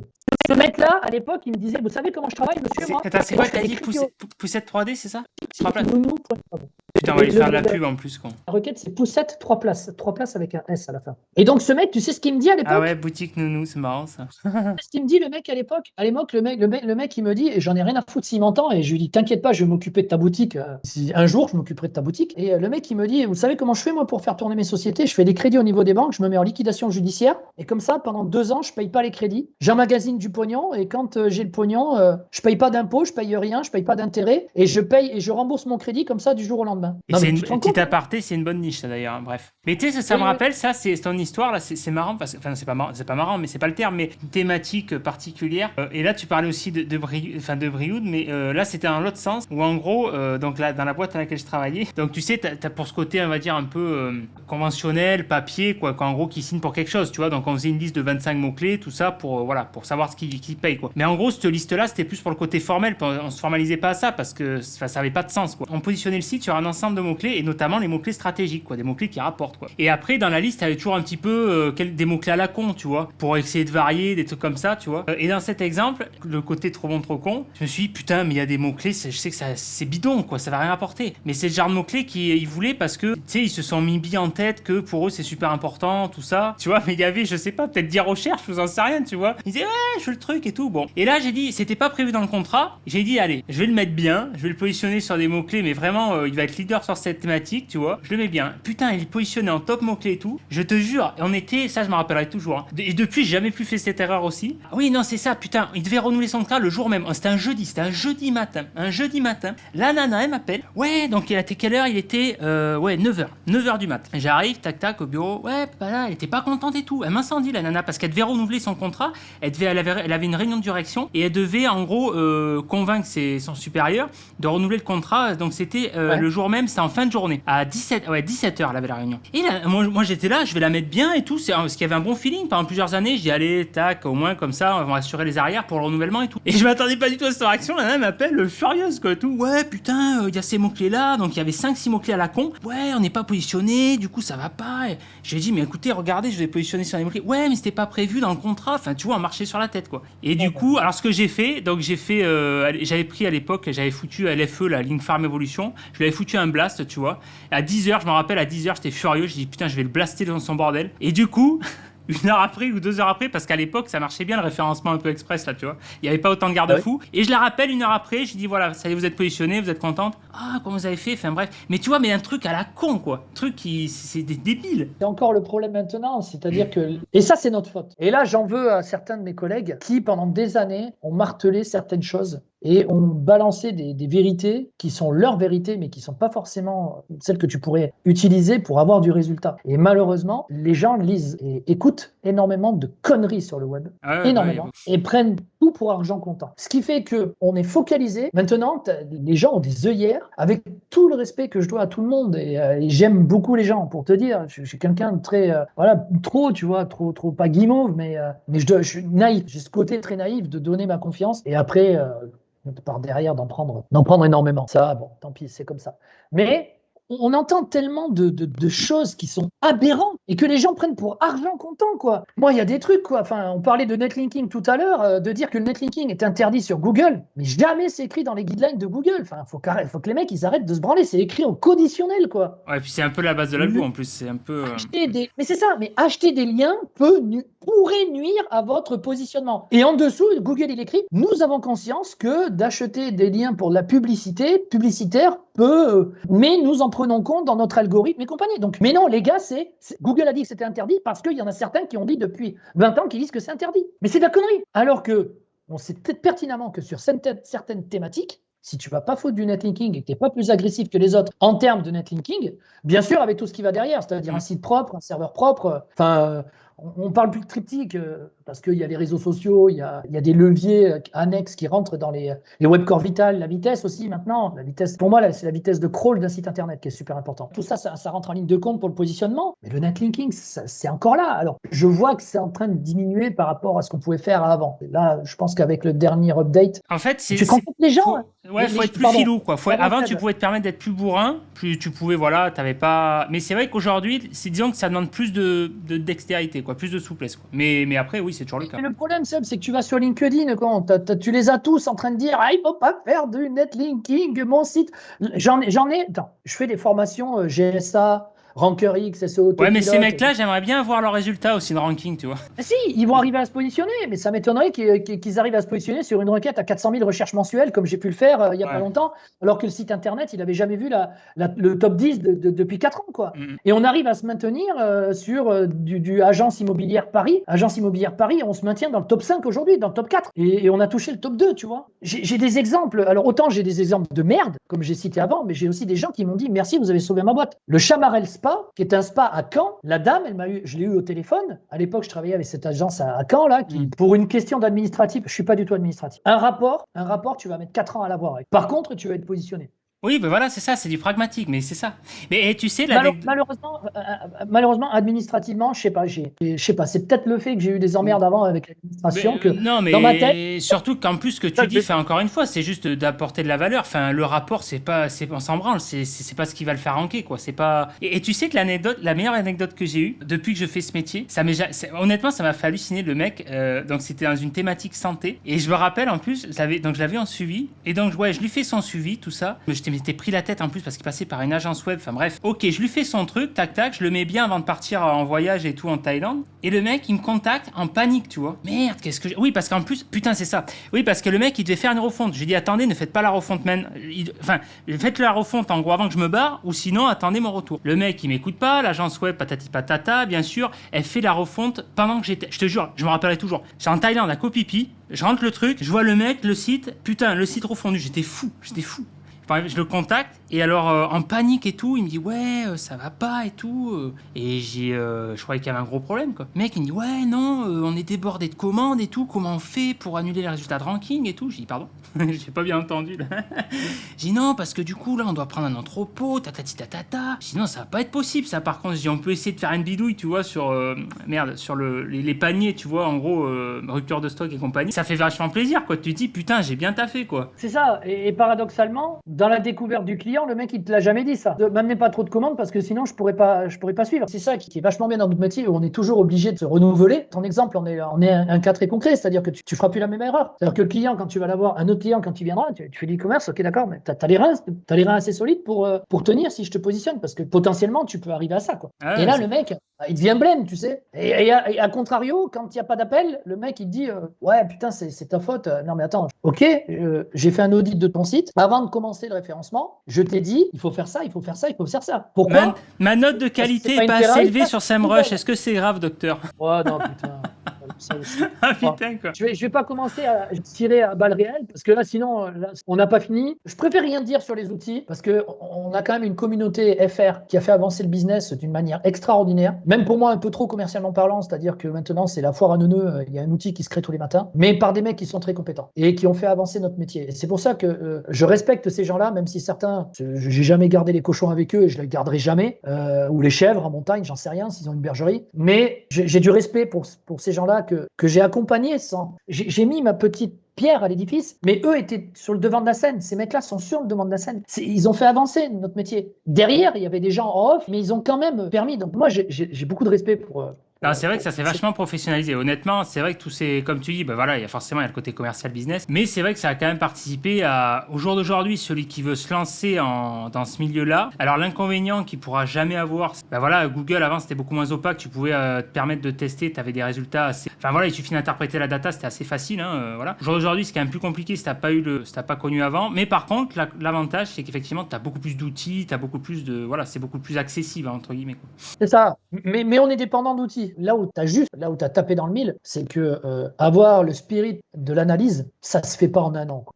Ça se fait pas. Et faire du réchauffé avec des techniques qui existent il y a 10 ans pour te vendre des putains de formations à la con pour que tu puisses gagner 10 000 euros par mois avec des outils et puis après, hop, tu as une communauté, tu la jettes ou alors tu la recycles sur autre chose, c'est pas ma tasse de thé. C'est un bonbon qui a déjà été sucé, tu le remets dans son emballage et tu le donnes à une autre personne pour qu'il l'avale. Si tu fais ça, tu le fais pour toi, mais tu n'essayes pas de le vendre aux autres, quoi. Ça fait partie des petites injustices de notre métier. Mais bon, bref, après, comme je te disais, je vais pas tirer à balles réelles parce que j'en aurais. Non, mais comme tout le monde, on est la tête de con de beaucoup de monde, beaucoup de monde est la tête de con pour un autre. Donc, après, moi, ce que je me dis, c'est qu'au final, c'est bon signe. Si on parle de toi en bon ou en mauvais. Et que je suis vivant. Ouais, voilà, c'est ça. Malheureusement, en 2007, depuis 2007, je me dis, putain, ben ouais, on parle plus de personnes quand les gens sont plus là et les gens t'oublient. Bah ouais. À part les proches, les gens t'oublient, ils vivent leur vie. Donc, on parle de bien, on parle de mal de toi, on parle mal de toi, on parle en bien de toi. Ça veut dire que tu es encore là, que tu existes encore et que tu fais partie du tableau, au moins pour quelques personnes. Bon, du coup, il y a énormément de choses qui ont été dites, mais c'est bien parce que c'est vraiment l'ADN de ce podcast que je cherchais. C'est vraiment ce bouillon de culture spontanée. Et du coup, c'est bien parce que c'est pas, on va dire, conventionnel linéaire, parce que ça, c'est vrai que c'est plus, c'est moins fun. Désolé. Mais je vais non, au contraire, c'est ce que je cherchais, donc c'est parfait, c'est parfait. Et je vais te poser les questions, on va dire plus par le côté formel, mais honnêtement, tu as répondu, je pense, à une bonne partie. Ouais. Je suis prêt. Allez, alors, qu'est-ce qui fait que tu t'es levé un matin et tu t'es dit, tiens, je vais faire ce métier? Je me suis pas levé un matin avec cette idée-là. Il y a eu des enchaînements qui ont fait que ça a déclenché quelque chose que j'avais déjà. C'était pas salarié, c'était pas possible. Et pourtant, tu vois, j'avais. Mais t'es passé direct entrepreneur ou t'as eu une expérience salariale avant? J'ai eu une expérience salariée et j'étais obligé. Il fallait bien manger. Et le temps de faire vivre, le temps de faire monter ma société et compagnie. Alors que mais j'avais pas beaucoup d'argent à l'époque, donc je pouvais pas. Avancer. Mais j'avais cette fibre entrepreneuriale en moi. Tu vois, en 99, sorti de l'armée, j'ai pris mon attaché-caisse et j'ai été voir les Gîtes de France. Je vois bien la scène, ça. C'est énorme. J'avais 25 kilos de moins aussi. Hein. Ça aussi, ça fait partie d'un prochain programme. J'avais déjà cette fibre entrepreneuriale, cette fibre d'entrepreneur en moi. Ça a toujours été là. On va faire appel aux valeurs, mais en quoi c'est important pour toi de faire ce métier? Est-ce que c'est plus pour toi le côté liberté que ça permet, le côté ce qu'on pourrait appeler maintenant lifestyle, ce côté un peu... Ce côté un peu lifestyle, ça m'a permis de découvrir aussi beaucoup de choses. Alors, je ne sais pas si je peux en parler ici parce que c'est quelque chose qui est... C'est compliqué d'en parler, mais jusqu'à il y a peu de temps, j'arrivais pas à mettre des réponses sur certaines questions que je me posais. Cette soif d'apprendre m'a amené à faire ce métier-là. C'est un réservoir d'informations et où tu es obligé de te renouveler constamment. Donc c'est un challenge constamment. Je suis très dur avec moi-même. Je me considère pas du tout. D'ailleurs, j'en ai discuté avec quelqu'un il y a pas longtemps, avec Stéphane Brio, qui lui a vécu des choses pas géniales non plus ces derniers temps et que je connaissais digitalement parlant depuis pas mal d'années. Si je dis pas de conneries, c'est celui qui s'est reconverti, qui a fait maintenant, c'est Wise Life, c'est ça, hein? Non? Exactement ça. Et qui a eu des pépins personnels. Et en fait, son approche, je pense qu'elle a changé depuis peu. Je lui ai dit d'ailleurs au téléphone, enfin en visu. Et c'est quelqu'un, je connais pas son passé, je veux pas juger. J'en ai rien à foutre. C'est quelqu'un qui a beaucoup d'humanité. De par son air bourru, un peu comme moi, tu vois, brut de décoffrage, il y a beaucoup d'humanité derrière. Et je sais qu'il a senti la merde de très très près. Ça fait partie de traits de caractère de certaines personnes, avec l'hypersensibilité et avec l'envie d'apprendre. On a toujours besoin de se renouveler, on a toujours besoin d'aller de l'avant, on a toujours besoin de contact. Mais c'est marrant ce que tu dis parce que je connais pas ce mec-là, mais le ressenti que j'ai eu de ce qu'il dégage, de ce que j'ai capté, c'est que j'ai senti ce côté quand il s'est reconverti avec son nouvelle activité de Wise Life. Il y a eu un switch clairement de mindset et tu sens ce côté au niveau, enfin comment dire, émotionnel de ce qu'il dégage, ce côté nounours sensible derrière une carapace grande gueule, quoi. C'est pas, hein, c'est le ressenti que j'ai. Après, j'en sais rien, je connais pas voilà. Alors, on n'est pas là pour parler de lui, mais néanmoins, ça fait un parallèle très intéressant sur effectivement ce côté, ce mindset, tu vois, qui fait partie de notre métier et qui moi, me parle énormément. Et ça permet d'avancer, ça permet d'avoir cette envie. Et ça fait partie des critères pour lesquels je fais ce métier-là aujourd'hui. Et il y a le côté humain qui me dégoûte de plus en plus aujourd'hui, je dois te l'avouer. Mais quand, tu vois, je rencontre des personnes comme toi, tu vois, c'est super sympa, il y a un très bon feeling et je le ressens comme cela. J'ai rencontré des personnes dernièrement, deux personnes que je connaissais, on n'avait jamais discuté ensemble. Et en fait, ces gens-là sont d'une ouverture qui me correspond. Le garçon, enfin l'homme de ces deux personnes-là, parce qu'il y a une femme et un homme, me dit toujours, je suis totalement associable et il y a peu de monde avec qui je peux discuter. Et on arrive très bien à discuter ensemble, tu vois. Et ça aussi, ça fait partie du côté de mon métier. Moi, mes clients, je suis invité au mariage de mes clients. Je suis invité à bouffer chez eux en tant que pote. J'ai des clients qui me disent, le but, Cyril, c'est pas que tu restes à ce tarif-là. Et, allez, ce qu'il faudrait que tu viennes bosser avec moi, je t'augmenterai. Et il faut que ça fonctionne. Et je pense que ce que tu dis là, c'est là-dedans, ce côté asocial et tout, et tu dis pourtant quand tu discutes voilà, avec ce mec et cette nana, il t'apprécie, il te kiffe tout ça. Je pense que c'est vraiment une histoire de résonance et de feeling parce que de mon expérience, c'est que j'ai l'impression que souvent les personnes qu'on dit ils sont associables, c'est des, qu'on appelle ça des ours ou des comme ça. Moi honnêtement, chaque fois qu'on me dit ça, c'est avec ces personnes-là, c'est là où j'ai limite le meilleur feeling. Moi j'avais un développeur, c'était un Corse, qui nous a d'ailleurs quitté malheureusement, mais franchement ce mec, on disait ouais, il a voilà, le côté caractère, nanana, mais moi j'ai eu un super feeling avec ce mec parce que justement le mec il était authentique, il était brut, et je veux dire à partir du moment où tu sais comment prendre ces personnes-là, moi je pense que c'est vraiment une histoire de rapport, comme tu dis, soit il y a le feeling ou il y a pas. Après je pense c'est sûr que celui qui est un peu une anguille, un peu voilà, si ça matche pas, ça c'est clair, mais après. Et encore une fois, je l'ai découvert il y a peu de temps, hein. C'est-à-dire que c'est vraiment, on m'a fait découvrir un certain pan de moi que je connaissais pas du tout. C'est mental aussi, c'est psychique. C'est des connexions de cerveau qui sont faites pour être faites comme ça. Et si tu déclenches des choses, c'est que ça déclenche des choses chez toi, ça veut dire qu'il y a une connexion qui se fait psychiquement de par ces gens-là. Et c'est parce que tu as le cerveau qui est fait comme ça. Je vais pas rentrer dans les détails parce que c'est un peu zarbi, mais ça marche. Mais c'est pour ça que je fais mon métier. Le côté humain, la soif d'apprendre, la soif de se renouveler. Tous les jours, il y a un truc nouveau. Regarde, on est reparti 10 ans avec. Là, il y a Bard qui vient de sortir de chez Google. Putain, ils vont le mettre en place. On va pouvoir le tester. Super. C'est marrant hein, pour qu'ils aient rappelé les mecs, Larry Page et Sergey Brin, là, c'est qu'ils ont mis ça. Ouais. C'est que ça a chauffé, ouais. Qu'est-ce qui fait que tu as réussi selon toi, ou en gros que tu es arrivé, que tu as atteint les objectifs que tu voulais, que tu as ressenti un sentiment d'accomplissement à ce niveau-là, quoi. Au niveau boulot ? Ouais, même si bien sûr il n'y a rien qui est jamais acquis, mais il y a quand même des étapes de franchie. Je l'ai pas encore. Il y a des étapes de franchie, mais j'ai pas encore atteint la sérénité. J'atteindrai la sérénité quand ma famille sera totalement à l'abri. Il va pas falloir longtemps. Je pense que je serai autonome financièrement dans un an et demi. Pour l'instant, j'ai pas atteint cette. C'est quelque chose qui résonne beaucoup en moi. C'est-à-dire que le personnel, si tu veux, quand il t'arrive un pépin comme il m'est arrivé, tu rumines pendant des années en te disant j'ai rien pu faire. Et la maladie, c'est quelque chose où, quand elle est grave, et que tu peux pas arrêter. Et ça se répercute sur ton mindset dans la vie de tous les jours. Et malheureusement, c'est dur d'en parler parce que, tu vois, tu te dis, t'as loupé ta vie. Et non, j'ai pas loupé ma vie. Moi, comme je te disais tout à l'heure, avant de commencer, j'ai 3 vies, quoi. À 30 ans, quand il t'arrive ce qui t'est arrivé, on t'apprend pas ça à l'école, on t'apprend pas ça dans les manuscrits, dans les livres. Enfin, t'es obligé de faire avec, donc t'es obligé de te reconstruire. Et j'ai refait une vie. Personnellement, j'ai une famille maintenant, alors que ma famille était détruite. J'avais plus qu'un bout de famille. Et ce bout de famille, il est en train d'évoluer aussi de son côté, qui était mon premier fils. Ça va bien pour lui, donc je suis très content. Et il y a des choses qui ont changé. Il y a des étapes qui ont évolué, mais il n'y a pas eu d'acquisition globale. Je ne peux pas dire je suis arrivé au bout. Et peut-être que dans 2 ans, on se reparle, on fait une interview et je te dirai bah ouais, effectivement, je suis arrivé, ça y est. Franchement, j'espère, ça me ferait plaisir pour toi. Hein. Mais je suis pas malheureux, attention. Hein. J'ai le frigo qui est plein, j'ai des enfants en bonne santé, j'ai ma conjointe en bonne santé. Moi, moins, mais ça c'est normal. Hein. Tu peux pas être un hyper stressé, ne pas le payer à un moment ou à un autre. Et tu peux pas avoir une vie comme j'ai eu et ne pas le payer à un moment ou à un autre. Tant que les autres vont bien, et quand ma famille sera totalement à l'abri, là ça coïncidera avec le business.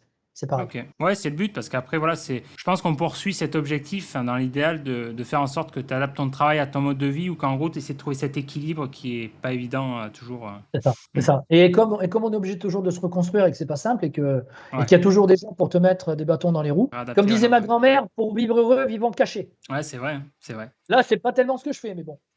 Mais je l'ai fait pendant 20 ans. Ouais, J'étais plutôt tranquille. Quel est selon toi le switch qui a fait que ton business a décollé ou en tout cas voilà, qui a eu un avant et un après, quoi, on va dire. Ce qui a fait que tu as dépassé des paliers, quoi. Quand je me suis fait confiance, quand j'ai pris conscience de ma valeur, de me vendre à hauteur de ma valeur et de dire non. Ouais, ça a été très. Et dire au client, je suis le professionnel. C'est pas parce que tu payes que tu vas m'apprendre mon métier. Si t'as pas envie de moi, va voir ailleurs, il y aura des gens très bien qui seront contents de travailler avec toi. Moi, j'en suis là. Et je n'irai pas au-delà. Donc, avoir dit non et avoir appris encore plus à me connaître. Bien que je dois encore faire... C'est vrai que la connaissance de soi, c'est un vaste sujet, ça, ouais. En plus, depuis peu, qu'on m'a fait découvrir un pan de moi-même que je pensais pas du tout, mentalement parlant. Je je suis encore obligé de faire avec autre chose et d'apprendre à développer certaines choses, quoi. Donc, Si tu devais faire ça, j'aime beaucoup ces questions. Surtout qu'en plus, pour toi, honnêtement, c'est d'autant plus pertinent vu que tu as vraiment quand même un sacré parcours. Depuis 98, c'est quand même pas donné à tout le monde. Tu as de la bouteille, comme on dit. Si tu devais faire un bilan de ton parcours, ça serait quoi pour toi ta définition? Physiquement parlant aussi. Pardon. J'en étais sûr. Si tu devais faire un bilan de ton parcours, ça serait quoi pour toi ta définition de la réussite? Si en gros, ça rejoint un peu, voilà, si tu fais ton bilan, si tu regardes dans le rétro sur ta carrière, on va dire, d'entrepreneur. Je suis arrivé à un point où, même en n'étant pas connu, et je m'en fous, parce que j'ai pas besoin de ça pour savoir où j'en suis et pour savoir le niveau que j'ai. Je pense qu'aujourd'hui, on m'écoute un peu plus parce que j'assois un peu plus mes idées, mais je prouve aussi. Je prouve ce que j'avance. Et ça, c'est très important. C'est-à-dire que dans notre métier, il y a beaucoup de vent. Et il y a beaucoup des vendeurs de rêves. Et je pense que, encore une fois, quand on dit je pense, vraiment, ça m'incombe à moi. C'est pas forcément l'avis de tout le monde par rapport à ce qu'ils peuvent ressentir de moi. Tu vois. On va pouvoir dire, putain, qu'est-ce qu'il est hautain, qu'est-ce qu'il est. Non, c'est pas du tout ça. C'est vraiment mon ressenti. Après 20 ans d'expérience par lesquels je suis passé. Je suis monté jusqu'à 300 000 euros de dette avec la crise. Quand ma femme est décédée, j'avais mes crédits bancaires, on venait d'acheter une maison, on venait d'acheter une voiture. Je me suis retrouvé tout seul avec un magasin où je gagnais pas énormément bien ma vie. Il y a tout qui t'est tombé dessus, quoi. Je gagnais 1300 balles par mois. Et avec l'achat de la maison, ça me faisait des dettes totales de 300 000 euros. Il faut se relever de 300 000 euros. Et tu viens de perdre 2 membres de ta famille, quoi. Donc tu te dis, mais j'ai besoin de rien prouver, en fait. Tu vois ce que je veux dire? Je le fais pour moi-même. Donc on pourra toujours essayer de me dire, mais chacun a son boulet, chacun ses boulets. Moi, ça a été ces boulets-là. Mais l'accomplissement, si tu veux, il se fait au travers de beaucoup de choses. Personnellement, c'est ma famille. Professionnellement, c'est le fait aussi de mettre ma famille à l'abri. Et définitivement, j'en suis pas loin du tout, tu vois. Et c'est d'avoir réussi à pas se tirer une balle dans la tête, sombrer dans la drogue ou dans l'alcool, quand j'ai eu mes pépins, me relever, essayer de faire comme je peux pour continuer à vivre avec mon premier fils, refaire une vie, et à côté de ça, travailler, t'arrache-pied, faire du 15 à 16 heures par jour. Pas 16, mais aussi, des moments, oui. Mais faire du 15 heures par jour, 14, 15, 16 heures par jour, essayer de bosser comme un enculé, faire du R&D, tu vois, chercher, comprendre, analyser. Ça, c'est mon auto-satisfaction, et je peux dire que je suis arrivé à un niveau de compréhension pour mon métier où tu es toujours obligé de te reconstruire. Hein. Attention, rien n'est acquis. Regarde, Google, on pensait l'autosuprématie oui, de et Google. puis comme tu dis, au-delà de l'expérience, on va dire, purement professionnelle, c'est comme tu dis, c'est plus tout ce qu'il y a autour, c'est une expérience de vie, quoi, en fait. Hein. Les épreuves, ça relever, c'est... C'est un peu de l'autosatisfaction, quand même. C'est vraiment le fait d'être... Tu vois le parcours. Bah ouais, parce qu'en 2021, très clairement, quand je pars en Pologne, j'ai plus un sou. Hein. Je suis à zéro, vraiment zéro. À une époque, j'ai connu le Secours catholique et compagnie, tu vois, quelques années. Je dirais pas quand, mais ouais, j'ai connu ça. Et ça, on pourrait pas le croire. Mais les gens, ils te disent, ouais, mais attends, mais... Et quand ils t'entendent râler, tu sais, tu te dis, ouais, mais... j'ai peut-être fait des choix de vie qui ont été incohérents, mais je les ai faits. C'est certainement des erreurs, mais je les ai faites. Ouais, et puis c'est toujours plus facile après, avec le recul, à le dire, mais tant que tu testes pas, de toute façon, Et c'est toujours beaucoup plus facile d'enfoncer une personne pour ne pas regarder ses problèmes en face, si tu veux. Et t'es toujours le fou de quelqu'un, le fou du roi, pour faire rejaillir tes problèmes sur les autres et que les autres, en fait... Ouais, et puis la réalité, c'est que l'immense majorité, d'ailleurs, des personnes qui critiquent à ce niveau-là, c'est qu'elles n'ont pas les couilles aussi parce que c'est des risques, hein, c'est des prises de risques. Hein. L'effort, déjà, l'envie de faire l'effort, voilà, là, c'est une culture de l'effort. L'envie de se mettre en danger. Tout le monde n'a pas le mental, n'est pas prêt à faire ces sacrifices-là, quoi. Et d'avoir l'humilité d'accepter ce qui te tombe sur le coin de la gueule. Parce que si j'avais pu faire autrement, je l'aurais fait. Bah oui. Mais ça va avec tout ce qu'on a pu me dire, tu vois, des professeurs de médecine pour soigner ma première conjointe, c'était, mais non, mais monsieur, il y a une médecine à deux vitesses en France, hein. Si vous avez eu plus de pognon, elle aurait pu être guérie, elle aurait pu être soignée à Villejuif à Paris, quoi. Et vous auriez pu tester des protocoles américains qu'ils ont là-bas. Le professeur qui me dit ça alors qu'elle est plus là, quoi. Donc si tu veux, je lui dis que je vous croise pas dans la rue un jour, monsieur. Mais vous mériteriez que ça soit enregistré, balancé, que tout le monde écoute ce message. À qui veux-tu que j'en parle? Pour répondre définitivement à ta question, l'aboutissement, il en est sur un accomplissement personnel qui est fait pour certaines choses et bientôt fait pour d'autres, et ça va contribuer à la finalité de se dire, bon ben voilà, ça y est, maintenant on peut essayer d'en profiter. Alors du coup, on va arriver à la question d'après, où encore une fois, je pense que tu seras très qualifié pour y répondre. Donc selon toi, qu'est-ce qui fait que certaines personnes réussissent dans ton activité, dans d'autres domaines, et d'autres moins? C'est quoi selon toi le ou les critères, on va dire, de réussite, quoi? Justement, la remise en question pour moi. La remise en question est bien se connaître soi-même, surtout ne pas écouter les autres. Alors dans notre métier, ça va être par exemple de tester, parce qu'on est tributaire de moteurs de recherche. Si tu veux sauter, il y a des queues, donc on est obligé de faire avec. C'est avoir beaucoup d'humilité, se remettre en question régulièrement et ne pas écouter les autres surtout. Savoir faire le tri, voilà, savoir prendre Ouais, du c'est vrai, c'est recul. le discernement, la faculté de discernement, ouais, carrément. Discernement, c'est quelque chose de savoir prendre du recul, savoir analyser, se dire tiens, ça c'est bon, je prends, ça c'est pas bon, je prends pas. Se faire sa propre idée de ce que peut être justement ton avenir, quoi. Mm. Et pas par procuration, comme chantait Jean-Jacques Goldman en 85, je crois, la vie par procuration. Et dans notre métier, c'est totalement ça. Tu parlais du comble de l'objet qui brille, c'est totalement ça. Et dans nos métiers, en plus, voilà, on a tendance à mettre en avant des mecs, des méthodes, des techniques.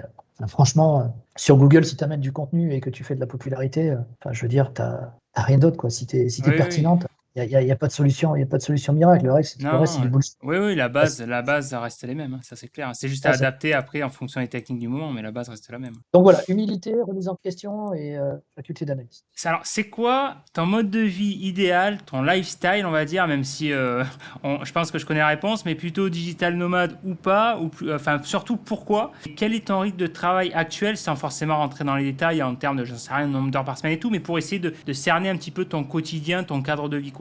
En ce moment, comme je suis en train de remonter mes réseaux et que je suis en train de faire une bascule très importante dans mon métier, enfin pour être indépendant financièrement, là je fais beaucoup d'heures, beaucoup d'heures. Et je suis accompagné, c'est-à-dire que dans mes proches, on me soutient. Donc ça c'est déjà une très bonne chose. C'est un peu au détriment de certains trucs, mais je suis beaucoup plus pragmatique sur comment je dois travailler. Tu vois, hier par exemple, j'ai fait 13 heures. Avant-hier, j'ai fait 12 heures. Aujourd'hui, je suis parti pour en faire pas mal aussi, quoi. Parce que là, tu parlais que tu étais en Pologne, du coup, tu y es toujours, hein, je suppose. Ah, mais j'habite là-bas, j'ai ma société là-bas, Ouais, voilà, ouais. on est en train de chercher une maison, donc voilà, on va acheter, on va construire, enfin, ou faire construire, je sais pas, on va voir. Et tu projettes un retour en France ou tu, pour l'instant, pas du tout, Ou quoi? Ah, mais non, c'est pas possible. Et tu sais que je suis un sacré chauvin quand même, hein. J'adore mon pays, j'adore mon Béarn, hein. J'adore. Et ça te manque pas trop, ça, ce côté un peu, comment on appelle ça? Merde, pas patrimoine, le côté, je cherche le terme, mais en gros, tu vois, tout ce qui est gastronomie, le côté un peu... Très honnêtement, là, ça fait un moment que je suis pas revenu, tu vois, ça fait 2 ans que je suis pas revenu en France. Donc, pour différentes raisons, c'est-à-dire qu'avec la pandémie, les billets d'avion ont pris une claque Et ouais. qui est juste hallucinante. Donc, je vais pas payer un billet d'avion qui pouvait coûter 100 euros, je vais pas le payer 1000 euros, quoi, tu vois. Mm. Donc, je pourrais très bien trouver d'autres alternatives, mais j'ai pas envie pour l'instant. Il y a des choses, ouais, qui me manquent un petit peu au niveau de la bouffe, au niveau gastronomie, ça, une bonne bouteille de vin, bien qu'il y en Eh a ouais, ici, le hein. pinard, bordel, le pinard! On les a ici et encore moins Ouais. cher, si tu veux. Donc, Ah ouais, ouais, ben ouais, ouais, ouais. donc, moins cher. Alors, c'est pas une question, c'est qu'en France, on nous prend pour des vaches à lait, c'est tout, hein. Ça s'arrête là. Parce que le même produit en France, il coûte 40 à 50% de plus qu'ici, quoi. Ah ouais.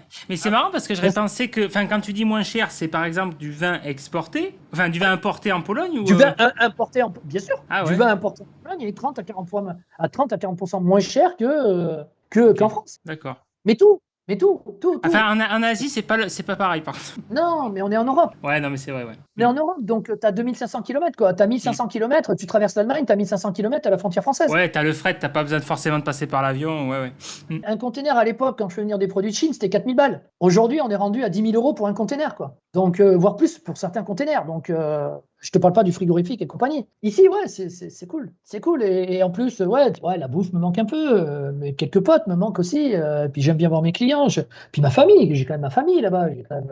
Mais ça coule de source, en fait. Mais je suis tout le temps avec des Français. Je parle tout le temps avec des Français. Mes clients sont français. Ouais, Je parle tout le temps avec des... enfin, tu veux dire en visio à distance ou Alors, je il veux y a dire une en réel là-bas? Il y a une communauté ouais, là-bas de... Ouais. en visio, au téléphone, tu vois, là, pendant qu'on parle, j'ai un de mes clients qui m'a appelé 4 fois. Donc, je pense qu'il y a un problème, tu vois, sur celui dont je te parle avec le local ads tout à l'heure. Là, je pense qu'il y a un souci parce que là, il est pressant. Ici aussi, il y a des Français. Mon premier comptable était français. D'accord. Ici. Moi, je suis un peu à l'écart. Donc, moi, je suis fondu dans la masse. C'est-à-dire que je suis un peu le Tom Cruise dans Le Dernier Samouraï. Ok. D'accord? C'est-à-dire que je suis vraiment parmi les autochtones. Excusez-moi si vous m'entendez. Mais j'aime bien ici, tu vois, j'ai ma petite vie. Je me fais des connaissances polonaises. Voilà, c'est vraiment. Les gens sont sympas. Les gens sont bien. Les gens sont accueillants. C'est cool. C'est quoi la répartition de ton business actuellement? Tu fais de l'affiliation? Tu fais plutôt de la presta? Je suis revenu à l'édition de site. C'est 55. Là, c'est 60. C'est 70-30. Ok. 70 éditions de site? Presta, non, Pour 70 Presta. Presta, 30 éditions de site. Et là, je suis en train de basculer pour que l'édition de site. Que ça soit du 80-20. Tu vois. Ouais, comme ça, tu as le côté revenu passif et après, tu as le côté un peu plaisir ou le côté... Il faut toujours une roue de secours. Si tout était possible dans la vie, qu'est-ce que tu ferais de plus? Maigrir. Oh, putain, maigrir. Je te jure, j'en ai ras le cul. Je fais 94 kilos, je suis gras comme un cochon. Pourtant, je me bouge. Hein. Moi, c'est maintenant. À 15 ans, il y a 10-15 ans, je faisais 5 sports. Donc, je faisais de la pelote basque, je faisais de la piscine, je faisais du ski, je faisais du tennis, je faisais du foot. Donc, tu vois, j'étais quand même pas à outrance, mais. Et maintenant, alors, depuis que j'ai eu les gosses, depuis que j'ai eu la famille, et depuis que je fais ce métier, t'es sédentaire, t'es posé sur ta chaise, et puis tu fais du lard, quoi. Si je devais améliorer, faire quelque chose, changer ou quoi que ce soit, là, ça serait améliorer. Mais c'est en cours. Ouais, on J'ai en revient enfin à cet équilibre, en fait, toujours pareil. Hein. complètement. Le temps est notre ennemi, ouais. C'est ça. Et après, professionnellement, non, professionnellement, améliorer. Ouais, mon administratif, ouais, je suis une quiche en admin. Ça, Ouais, mais alors je ça, suis super puis, techos. je te comprends, et puis franchement, c'est chiant, faut dire ce qui est. Je connais pas une personne qui dit j'adore faire l'administratif. Je suis super techos, mais je mets 10 ans à faire un rapport. Vas-y. Quelles ont été tes plus grandes difficultés dans ton parcours? Voilà, c'était le côté, on nous dit souvent qu'avant de réussir, ça a demandé de passer des remises en question, des efforts, des doutes. Le plus dur, en fait, c'est d'avoir affaire aux huissiers. Alors, c'est leur métier, hein. Ils se doivent d'être comme ça, parce qu'il y a des gens qui ont des problèmes, mais il y a aussi des truands. Et je pense que le pire, c'est d'avoir affaire aux huissiers. Et le plus dur, c'est de ne pas avoir 10 centimes, de ne pas avoir 1 euro pour acheter une baguette. Et de ravaler ta fierté, et pour faire bouffer ta famille, d'avoir été au secours catholique pendant un certain temps pour avoir à manger. Et ça, c'est chaud. C'est très chaud parce que j'étais pas responsable de cette situation-là. Je me suis fait planter de beaucoup, et j'ai pas pu récupérer ce que je devais. Donc, il y a des situations de vie qui fait que, ouais, c'est quand tu peux pas donner à bouffer pour ta famille, c'est chaud. Là, je te parle juste professionnellement et personnellement dans les 10 dernières années, tu vois. Mais ouais, c'est chaud. C'est chaud. Je crois que c'est le pire. C'est les choses, les 2 choses pires. Ouais. D'un côté, tu te sens le plus gros trou du cul du monde, et dans les 2 cas. Et d'un côté, tu es obligé de ravaler ta fierté et on te met plus bas que terre. Et en plus, comme je te disais tout à l'heure, Ouais, on c'est des n'hésite pas. situations où ça joue sur l'estime de soi, en plus, t'as pas forcément le contrôle, c'est pas évident à gérer à ce niveau-là, au niveau émotionnel, quoi. Et en fait, j'ai percuté que je pouvais prendre le contrôle, même au niveau administratif, et je pouvais jouer et manipuler et m'arranger avec l'administration, en fait. Et de là, certaines choses se sont réglées. Et quand j'ai commencé à faire appel aux bonnes personnes et pas écouter les gens, je me suis écouté moi-même, pardon, parce que écouter moi-même, c'est un pléonasme, et j'ai commencé à prendre les choses en main. Et j'ai arrêté d'écouter les gens qui voulaient me dire fais comme ci, fais comme ça, ouais, mais t'as pas bien fait ci, ouais, mais attends, pourquoi tu fais ça, mais arrête, t'es qu'un con. Ouais, ceux qui l'ont pas fait, mais qui donnent des conseils, quoi. Donc je leur ai dit à tous d'aller se faire foutre, et j'ai commencé à prendre les choses en main, et de là la situation s'est arrangée. Ouais, le pire, c'est de pas pouvoir donner à manger à ta famille, et ça c'est tendu, hein. En tant qu'homme, Bah ouais, le c'est côté père de foyer, père de famille, enfin, le côté. et ma femme ne travaillait pas parce qu'elle avait eu les enfants. Et en plus, très compliqué en France pour elle, alors qu'elle a un bac+5. En France, on lui a dit, ouais, mais enfin, allez apprendre le français et puis après, vous pouvez revenir travailler pour faire un boulot de femme de ménage dans un hôtel. Alors qu'elle Ouais, parle très bien français. Elle des parle très bien. aberrations, quoi. Ouais. C'est horrible. La France se dit pays des droits de l'homme, qu'il n'y a pas de racisme, est tolérant et compagnie. Mon cul, ouais, mon cul. Et si tu me posais la question de revenir en France là pour l'instant, non. Si le pays ne change pas, je ne reviendrai pas. Ce que je remarque en plus, c'est que beaucoup de personnes qui ne franchissent pas d'aller à l'étranger Oui. se rendent compte et prennent le recul nécessaire par rapport à ça, voient y commencer ailleurs, avec toutes les difficultés que ça peut être ailleurs aussi, hein, attention. Oui, ça sera pas tout beau tout rose, mais en tout cas, il y aura quand même des avantages, voilà, ouais. Et j'adore mon pays, mais quand je vois comment ça se passe à l'heure actuelle, jamais de la vie. Et comment les gens peuvent critiquer les uns les autres au lieu de se jamais. Ouais, puis j'espère me tromper, mais c'est pas prêt de changer, à mon avis. Hein. Ok, bah ça, c'est vrai que c'est des parcours très intenses, très enrichissants d'un point de vue personnel, ouais. Ça, c'est des tranches de vie. Mais mon frigo est plein maintenant. Bah tant mieux, franchement, tant mieux, ouais. Et Ça me fait ça, plaisir.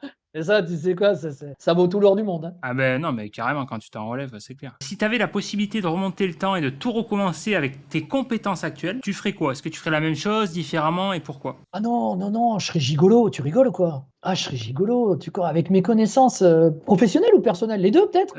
Les deux, mais surtout professionnels. Je serais rentier au bras d'une femme qui est gavée de thunes. Ah mais non, mais tu rigoles ou quoi? Non, je plaisante. Plus sérieusement, qu'est-ce que je referais différemment? Elle est dure ta question. Elle est dure parce qu'il y a tout un pan de vie, donc on va pas parler du destin parce que le destin, malheureusement, tu peux pas.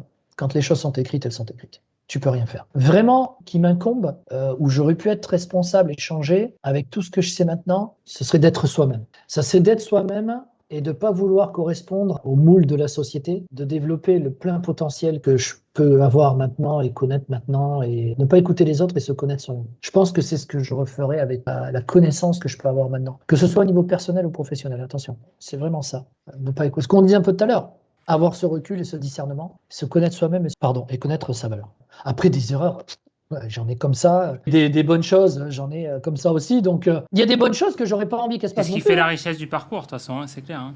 C'est ça, mais il y a des trucs qui sont des choses qui étaient bien, mais j'aurais pas voulu qu'elles se passent parce qu'elles ont amené à des conséquences que j'ai pas pu contrôler derrière. Pour moi, contrôler ça, c'est revenir à ça. Tu as répondu également en début d'interview. Quel est ton regard sur l'évolution de ton métier depuis le début? Enfin, qui nous disait il y a 100 ans qu'on pourrait voler, quoi? Qui, il y a 50 ans, aurait pu dire qu'il y a un mec qui traverserait la Manche avec des hoverboards au pied, comme dans Retour vers le futur? Ouais, putain, Donc, c'est fou, ça, c'est vrai. Ouais, ils en parlaient. Ouais. est-ce que tu aurais pensé faire un FaceTime avec des téléphones qui s'appellent Apple? Il y a tellement d'évolution. En 150 ans, on a eu 3000 ans d'évolution, quoi. Ouais, c'est vrai que ça évolue vite. Ouais. Et c'est ça qui fait peur. Je serais heureux de voir l'avenir comme il serait, mais en même temps, il ne faudrait pas que certains visionnaires cinématographiques aient raison de ce qui pourrait arriver. Et ça me fait plutôt flipper parce que qu'est-ce qu'on va laisser à nos gosses? Tu vois, on parle, petite parenthèse, on parle des voitures électriques. Tesla, ou les autres, ouais, on fait la pub à 600 km. Il faut partir sur l'électrique, il faut partir sur l'électrique. Enfin, c'est des problèmes de riches qui vont causer des problèmes de pauvres très très graves. Il faut 1 million de litres d'eau pour faire 1 tonne de lithium. 1 million de litres d'eau, on parle de 1 million de litres d'eau alors qu'il y a des pays qui manquent de flotte, quoi. Qui manquent de flotte. Il y a qui sont ravagés par la famine et par le fait de ne pas boire à leur soif, étancher leur soif. Et nous, progressistes que nous sommes, Et ce on qui va est faire fou, c'est que quand tu vois les films justement au cinéma, là que tu disais, là, les films, on va dire science-fiction et compagnie, sur le moment quand tu vois ça, ça te paraît un peu, voilà, tu dis ouais, c'est un film, c'est lunaire, et en fait tu te rends compte qu'allez, 5-6 ans après, c'est dans ton quotidien, quoi. C'est un peu Bah, ça, quoi. on y est totalement. Les voitures volantes de Retour vers le futur. Mais alors, tu sais qu'il y a des. Alors, les voitures, je savais pas, mais j'avais entendu parler que les motos. Les motos volantes, c'est encore à l'état de prototype pour des riches, justement. Et ça existe. Enfin, c'est en cours, en tout cas, c'est un truc, il y a un truc comme ça, c'est à l'état Mais encore. il y a une bagnole volante, hein. Les Ah ouais? Slovènes, ils ont fait une voiture volante. Mais ouais, je déconne pas. Les Slovènes, ils ont fait une bagnole. Faudrait que je retrouve le nom, mais tu tapes Slovaquie voiture volante. Je crois qu'il y a des vidéos sur YouTube. Enfin, c'est. Et regarde les drones. Il y a des drones qui vont à 200 km/h. Faut pas oublier que la bagnole, ça a 100 ans, quoi, hein. Et on démarrait comme ça, quoi, hein. Et moi, je vois encore des gens ici qui vont labourer les champs avec le cheval, hein. Et la Et ouais, herse aussi, hein. d'ailleurs, parce que la Pologne, c'est vachement agricole, non? C'est très sauvage et c'est très agricole. Moi, j'ai un caribou l'autre jour qui m'a traversé, un orignal qui m'a traversé devant la bagnole. J'étais comme ça. Excellent, quoi. Et t'as des panneaux, attention, orignal, quoi. Donc, j'étais là, c'est la première fois que j'en voyais de ma vie, hein. Bordel, il est perché à 2,50 m de hauteur, ou 3 mètres, hein, au garrot. T'as des pattes, putain, aussi longues que celles d'Adriana Carambeu. C'est juste hallucinant. Le type, il est là, il traverse la route. Donc, tu sors de Varsovie. C'est le parc national. T'as pas des ours, ils sont en montagne, mais presque, quoi. C'est formidable. C'est à la saison des champignons, c'est le championnat du monde de ramassage de cèpes. Ah, c'est le championnat du monde. Mais c'est le championnat du monde. Nous, il y a 3 ans, on fait 50 kilos de cèpes. C'est branquigneux, j'en ai bouffé pendant 2 ans, quoi. Excellent. Tu vas te faire des Non, c'est bonnes bien. omelettes. Mais c'est vrai, ouais, c'est ça. Paradoxalement, tu arrives à la campagne, tu tombes vraiment dans le terroir, quoi. Et tu te rends compte que les gens, il y en a certains, ils n'ont jamais bougé leur cul on va dire, de 1 hectare de périmètre, quoi. Pour aller à l'église, pour aller à la boulangerie, à la pharmacie, à l'église. C'est un pays qui a connu, chaque siècle, ils ont connu une guerre. Et là, il y en a une aux portes de la Pologne. Et c'est très grave. Et si on ne fait pas quelque chose pour flinguer l'autre, ça va arriver chez nous. Moi, l'évolution, je pense qu'on est parti dans un tour, là. On a switché, on est reparti dans un tour. Là, c'est du Skynet, c'est du iRobot. Ça va ouvrir des perspectives qu'on ne peut même pas imaginer. On a encore fait des nanopuces au niveau des ordinateurs. Le quantique avance à une vitesse mais extraordinaire. L'année dernière, ou il y a 2 ans, on a réussi à transmuter, téléporter de la matière. C'est juste énorme. Quantiquement parlant, dans un système quantique. Mais ils ont réussi, quoi. Tu te dis, mais oh, on est où? Et tu crois que le papy du coin, il en a quelque chose à branler, là, ici, là, qui va au champ avec sa herse? Ouais, c'est à deux vitesses, c'est un décalage. Ouais. C'est un décalage. Et pour autant, le pays a 10 ans d'avance par rapport à la France, hein, pour beaucoup de choses. Au niveau scolaire et compagnie, c'est juste hallucinant, hein. Et pourtant, ça peut paraître, voilà, tout ce qu'on dit national, que dalle. Ils sont patriotiques, les mecs. Et ils connaissent leurs vraies valeurs. Ils savent que nous, on a perdu notre valeur. En France, on avait perdu notre valeur. Ça, voilà, c'est mon point de vue, ça sera discutable. Les gens pourront dire c'est un connard, il est un connard de dire ça. Je m'en fous, vous direz ce que vous voulez. On n'arrêtera pas, là je pense qu'on est parti là. Ou alors il va falloir une guerre et ça va tout stopper. Et on n'en est pas loin aussi. C'est un peu le yin et le yang, je sais pas trop. J'ai une vision long terme et puis je me dis que demain tout peut s'arrêter si l'autre il nous balance un missile Satan là. L'épée Damoclès au-dessus de la tête, ouais. Complètement. Quelle est l'anecdote qui t'a le plus marqué dans ton parcours? Donc, tu avais cité l'exemple de truc nounours, là, je sais pas quoi, là, nounou. Ouais, ça, ah oui, ouais, ça, ouais, ça, je crois que ça a été Et le mec, il a fait des faux en plus, hein. J'ai eu la gendarmerie de là où il habitait, il me dit, mais non, il n'y a pas de plainte contre vous et tout, hein. Le mec, il a fait des faux, quoi, avec l'écusson du gouvernement et compagnie, donc un débile profond, quoi. Et comment ça se passe quand ces cas-là, ils se retournent contre lui ou pas? Il y a rien qui est fait. Moi, j'ai pas porté plainte. Et en plus, tu sais quoi?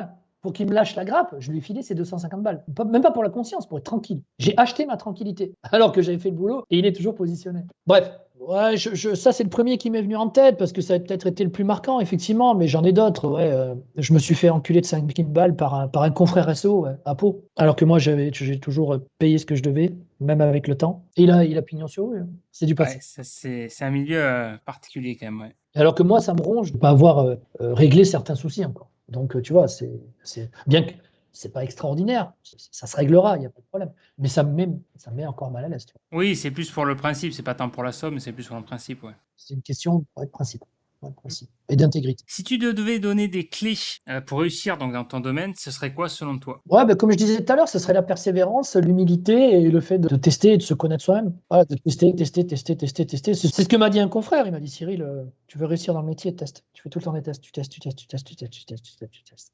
Et tu verras ce qui marche. À un moment, tu vas trouver. Et à un moment, tu comprendras. Et j'ai compris. J'ai pas pété l'algorithme de Google comme l'a dit Andrea Ben Saïd sur LinkedIn à 92%. Bah, c'est de la com, c'est de la pure com. Mais en tout cas, j'ai compris comment ça fonctionne. Et je sais rajouter les éléments qui arrivent, qui s'ajoutent. Je sais ajouter les éléments, les changements, je sais les comprendre. Et voilà. Même si parfois, il y a beaucoup de contre-exemples. Ah ouais, Donc, ouais, mais il y c'est aura. ça qui fait aussi la beauté du métier, hein, c'est clair, hein. C'est ça. Et c'est ma sauce. Ça ne sera pas celle du copain. Donc, c'est pour ça qu'il y a 40 000 chemins d'arriver au résultat et seuls les résultats comptent. C'est tout. Ouais, c'est C'est clair. que nos clients gagnent du pognon. C'est pas le reste, hein. Qu'ils soient positionnés mais sans gagner d'argent. Pour moi, c'est du pipeau, quoi. Quel conseil donnerais-tu à toutes les personnes qui veulent réussir dans ton domaine? Mais alors, c'est plus le côté coaching, mais qui ont des moments de doute, qui baissent les bras, qui se remettent en question. Qui viennent, C'est quand qui t'as connu viennent la me galère. qui viennent me parler, qui viennent me voir, je vais leur expliquer. Ah non, mais c'est ça, hein. Ouais, ça sent le vécu, quoi. Je vais leur dire, ah ben, mais t'es passé par là, par là, par là, par là, par là, par là. Non. Bon, donc, analyse ça, ça, ça, ça, ça et ça, Ouais, à et prendre de la avance. distance, ouais, prendre du recul, ouais. La distance et avance, et avance, avance, avance, avance, avance, avance. Voilà, c'est tout. Moi, quand je vois mes enfants, qui ont 6 et 8 ans maintenant, je crois qu'il y a 14 ans, quand il m'est arrivé mes emmerdes, que je pensais être là aujourd'hui. Jamais de la vie. Pourtant, Dieu sait que j'ai touché à certains trucs qui m'ont fait toucher le fond. Donc, faut s'aimer, surtout. Ouais, Il faut c'est s'aimer. vrai que c'est bien répondu, ouais. Petite question rigolote, avant Vas-y, d'attaquer la dernière. vas-y. Quel est ton avis sur ChatGPT, le truc à la mode, OpenAI, tout ça, IA? Ah, j'adore, je kiffe. Ah, je dormirai avec, je me marierai avec. Sans déconner. Je joue avec, c'est extraordinaire. C'est con ce que je vais dire, parce que certains vont dire ouais, c'est pas blablabla. Bah, il y aura toujours des cons pour critiquer. Donc, bonjour messieurs, dames. Et moi, je m'en sers pour la productivité. Je fais des trucs avec qui sont géniaux. Je te disais que j'avais une corde qui manquait à mon arc, c'était le développement. Alors que j'ai pas continué le développement quand j'ai commencé à coder. Quand j'ai commencé en 80, même en 94. J'ai pas continué après.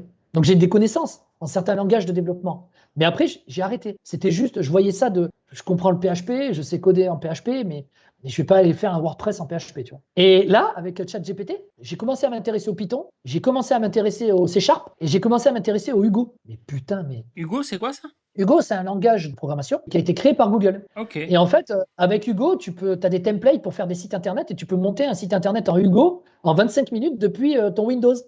Donc, tu peux générer du contenu avec ChatGPT 3, le foutre dans un dossier. Le contenu, il est en Markdown. Tu le fous dans un dossier segmenté. Ça te fait ton concon sémantique. Tu dis à Firebase, va m'installer ça sur un FTP en Hugo. Hop, tu as ça qui est installé sur ton PowerShell Windows, ça te prend tes dossiers, ça te les fout, ça te monte ton site internet avec le template et tout ça, ça hiérarchise les catégories, ça te fout les textes. 25 Ok. minutes. Ah, je connaissais pas. D'accord, Hugo. C'est Ça énorme. marche. Python le fait avec Pélican, d'autres le font aussi. Et ça manquait, tu vois, ça me manquait. C'est une frustration. Voilà, le code, il fallait que je m'y foute. Peut-être dans une optique de reconversion. Pour l'instant, c'est vraiment la soif d'apprendre et la soif de faire mes outils. J'en avais marre de payer 1000 balles par mois d'outils, tu vois. Tu Et m'étonnes. j'en avais un peu ras la casquette. Donc, je m'y suis foutu. Et ChatGPT, l'OpenAI, j'ai commencé avec le Playground d'OpenAI. Et le chat, là, ça a été.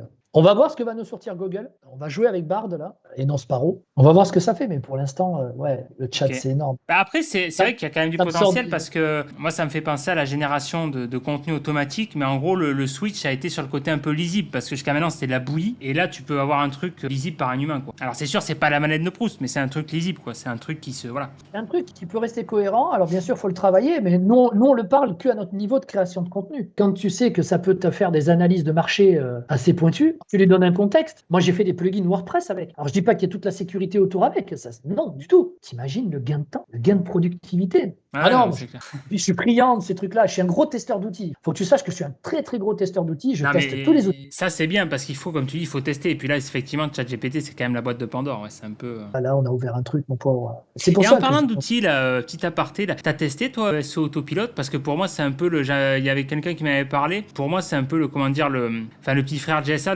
comment dire, merde, je cherche le terme, mais enfin, celui qui le remplace, quoi. En gros, c'est une interface plus chiadée, et peut-être plus aboutie, je sais pas.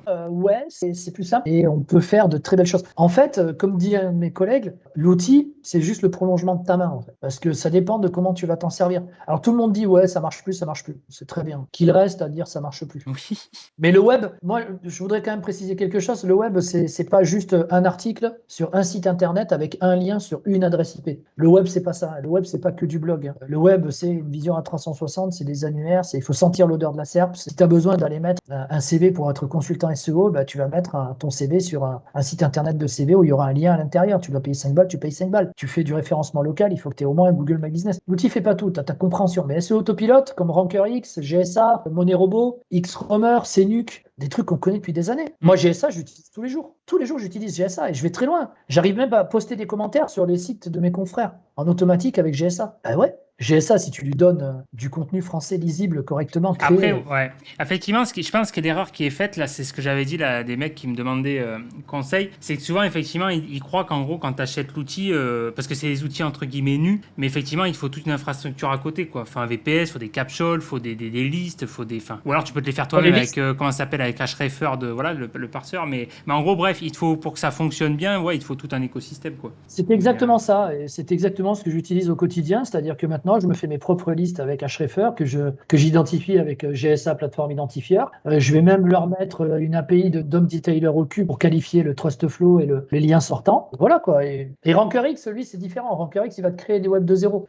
Mais par contre, tu vois, moi, RankerX, j'ai pas eu des résultats de fou avec. Alors honnêtement, j'ai pas approfondi. Et peut-être que sûrement que j'ai pas su le. C'est pareil que sur Autopilote. Hein. C'est pareil que sur Autopilote. Hein. Ok.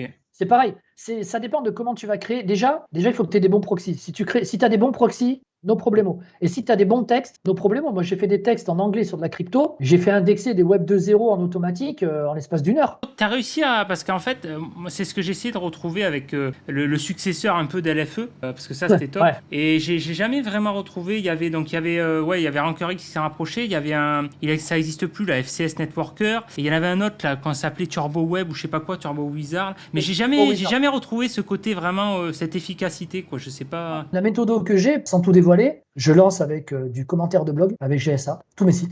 Ouais, ben j'ai ça à la base, ouais. Donc je lance avec GSA et je fais des commentaires de blog. Donc ça c'est génial. Avec Scrapbox aussi. J'utilise beaucoup Scrapbox en automatique avec Automator, là, avec son plugin Automator, et pour aller scraper des listes, pour y faire des commentaires. Et ensuite, PBN, pour moi, ils viennent asseoir le côté, ça y est, on parle de toi, donc tu es partagé, on fait un article sur. Pour moi, c'est la logique. C'est-à-dire qu'au départ, ça va être du forum. Au départ, ça va être du forum, des blogs de commentaires, le truc naturel, des annuaires. C'est con, mais iReferaire, c'est magique. Ouais, iReferaire, franchement, c'est cette plateforme, ouais. Surtout qu'ils sont très bien positionnés sur le rapport qualité-prix, quoi. Les annuaires de iReferaire, moi je fais mes annuaires, là, ça y est, je remonte des annuaires WordPress. Hein. J'en refais pour moi, parce que ça permet de démarrer des projets. Et c'est très, très bien. C'est ça. Ouais, non, mais Et derrière, merci, il a tout dit. C'est exactement ça. C'est pour démarrer les projets. Parce qu'on a tendance à oublier, il faut quand même un socle à la base. Et c'est exactement ça. Ouais. Ça te fait un premier. Ouais. Ça me fait un premier truc. Ça me permet de diluer. Et puis après, j'assois la notoriété. Ce Autopilote est très bien pour ça. Avec GSA, couplé avec GSA, Scrapbox.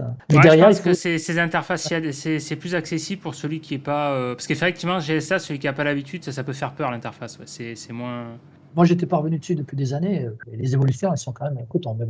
Mais ça marche toujours. Faut y aller doucement. Faut y aller avec. C'est comme la cuisine. Tu mets trop de sel ou trop de sucre, ton plat, il est à chier. Ça, c'est pareil. Si tu appuies, faut-moi 10 000 backlinks, tu colles 10 000 backlinks, tu vas te faire dégager. Ouais, non, mais c'est ça, comme tu dis, c'est l'utilisation. C'est sûr que si tu envoies la sauce sur un site, il va péter. Mais si tu répartis sur un réseau, ça va bien. Alors la question qui fâche, quel est selon toi le meilleur outil SEO et pourquoi ? Je ne l'ai pas trouvé encore. Parce qu'en fait, ils font tout et n'importe quoi. Le meilleur outil SEO, c'est celui que tu te fais. Outil maison, mais en fait, il y a plein d'outils dans différentes thématiques. Si je devais lancer des projets, que je devais faire du netlinking, je devrais créer des textes, même avec un peu de bouillie ou un peu de traduction, tu vois. et qui en plus publie automatiquement sur tes sites, je dirais SEO Content Machine. Ouais, je vais utiliser ça, ouais. C'est vrai, c'est au Content Machine, ouais. Surtout que là, il vient de rajouter l'IA, il a rajouté le GPT-3, tu peux publier sur du WordPress, tu peux faire du Web 2.0, tu peux gérer des contenus avec de l'IA, tu peux lancer tout ça en automatique, tu peux scraper la SERP, tu peux scraper archive.org, tu peux scraper les sites dynamiques, tu peux scraper du contenu et le traduire dans n'importe quelle langue avec DeepL. Petit aparté, c'est quand même important de préciser parce que c'est une erreur très courante qui est faite quand tu débutes dans ça, là. Le Black Hat et le côté scrap. Faites gaffe quand vous scrapez, faites gaffe à pas scraper les noms de marques. Suivant les thématiques et par expérience, je vous garantis que voilà, il y a des thématiques où ils sont très à cheval là-dessus et vous pouvez avoir des cabinets d'avocats au cul, donc ne scrapez pas les noms de marques. Conseil. Voilà. Donc bloquez, enfin bref. Voilà. Faut faire attention. Ouais. Mais ouais, SEO Content Machine est pas mal. Parce qu'après, il y a des outils dans différentes branches, mais j'ai pas trouvé. Et moi, en plus, là, j'ai plutôt tendance à diminuer le nombre d'outils que j'utilise. Ouais, normal. Tu as envie de simplifier le process, c'est normal. Ouais. Parce que la douloureuse, elle est coton. Mais SEO Content Machine, ça peut être un super compromis. Ouais, il y a les mêmes outils qui reviennent. Ok. Comment tu te vois dans 5 ans? Avec 15 kilos en moins, indépendant financièrement et ne plus être stressé. Ouais, c'est beaux objectifs, ça. Ouais. Niveau professionnel, dans quel métier?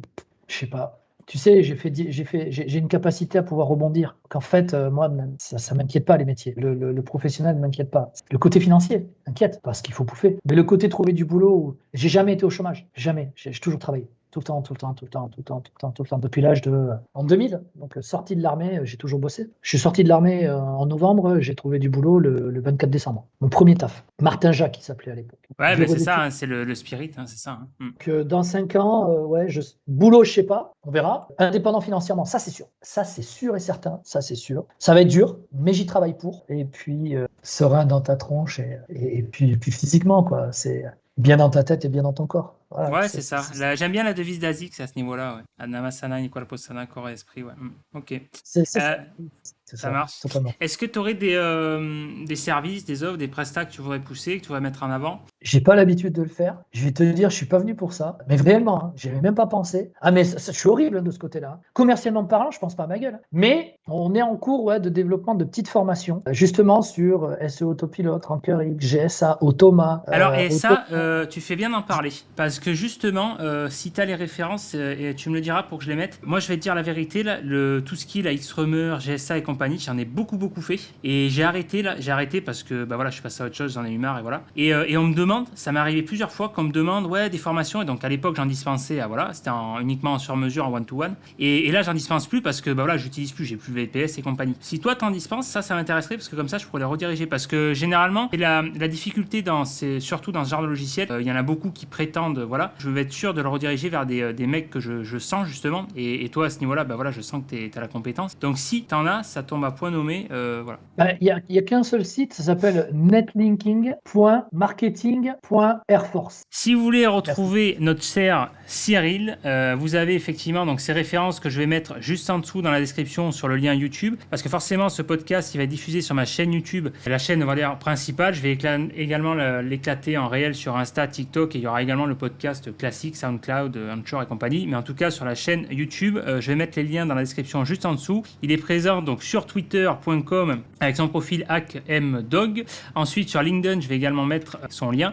Et par contre très important, il y a également un site de formation netlinking.marketing.airforce. Vous allez retrouver également le lien juste en dessous dans la description. Donc vous allez voir, il y a ce qui est très intéressant. Donc il y a la presta, on va dire netlinking suivi mensuel, il y a la prise en charge OPCO et surtout, je sais que vous êtes plusieurs à me le demander, il y a la formation GSA Xrummer, SEO Autopilote Ranker X, autrement dit les logiciels de netlinking Black Hat. Et c'est intéressant parce que moi personnellement on m'a posé plusieurs fois la question. Je faisais à l'époque des formations en one-to-one sur ces logiciels-là, notamment GSA. Je n'en fais plus à l'heure actuelle, donc voilà, je me ferai un plaisir de passer la main. Voilà, mon cher Cyril, est-ce que j'ai pas dit trop de conneries sur tes références? Est-ce que je suis bon? Ouais. Impeccable. Bon, ça marche. Le mot de la fin? Est-ce que tu aurais quelque chose à ajouter? Tu m'as fait penser à une pub de nul de l'époque. Le mot de la fin, j'allais dire une connerie. Donc, non, merci en tout cas. C'était super, c'était génial. Voilà, c'était très très bien. c'est un exercice que j'aime bien, donc puis c'est cool. T'as un bon suivi, puis ça coule, c'est fluide, c'est bien. Non, non, Ben, en super, tout merci cas, beaucoup. franchement, ouais, ça a été vraiment un plaisir pour moi de te recevoir sur ce podcast parce que c'était Partagez. l'occasion d'apprendre à te connaître. Surtout que voilà, on m'a cité plusieurs fois ton nom, donc c'était vraiment très intéressant. Moi, c'est honnêtement l'ADN du podcast que je recherchais, ce côté tranche de vie, ce côté authentique, parcours. Et voilà, Cyril, je pense que vous avez dû vous en rendre compte, c'est un sacré numéro, un sacré personnage et très intéressant au niveau mindset, parcours, ce côté honnête. Je pense très inspirant pour beaucoup d'entrepreneurs qui se lancent et qui sont un petit peu perdus il y a beaucoup de choses qui se disent sur le milieu entrepreneurial, sur le milieu du business en ligne. Il y a beaucoup à boire, à manger et là au moins ça permet de recentrer le débat. Donc voilà, j'espère que vous avez apprécié. N'hésitez pas en tout cas à faire part de vos remarques en commentaire. En tout cas, merci beaucoup mon cher Cyril d'avoir accepté Merci à cette toi, Steven. invitation et d'avoir joué le jeu, d'avoir relevé ce défi haut la main. Et je te dis en tout cas avec plaisir à Merci. une prochaine fois. Ça roule, Ciao. merci à toi. À plus. Bon, est-ce que ce podcast t'a plu? Moi, personnellement, j'ai adoré, j'ai pris vraiment du plaisir et je trouvais ça passionnant. Si t'es pas abonné à ma chaîne YouTube, abonne-toi si c'est pas déjà fait pour être tenu informé des prochaines vidéos et des prochaines interviews. Si t'as aimé ce podcast, cette interview, like cette vidéo, ça me de la force. N'hésite pas, si t'as des questions, à les poster juste en dessous en commentaire. Si tu veux en savoir plus sur notre invité du jour, je te mets les liens juste en dessous dans la description. Il y a aussi un lien juste en dessous dans la description vers mon canal Telegram. C'est clairement là où ça se passe. Si tu es intéressé de près ou de loin par le SEO, le business en ligne, l'aspect monétisation, tu devrais rejoindre ce canal et ce groupe. Tu trouveras tout ce que je peux pas vraiment dire en public sur ma chaîne YouTube. Si tu es sérieux dans ta démarche et que tu as un projet réaliste, tu devrais rejoindre ce canal. Clairement, dans mon canal Telegram, qu'on discute des vrais sujets, c'est là où ça se passe. Je te dis à de suite sur mon canal. Ciao.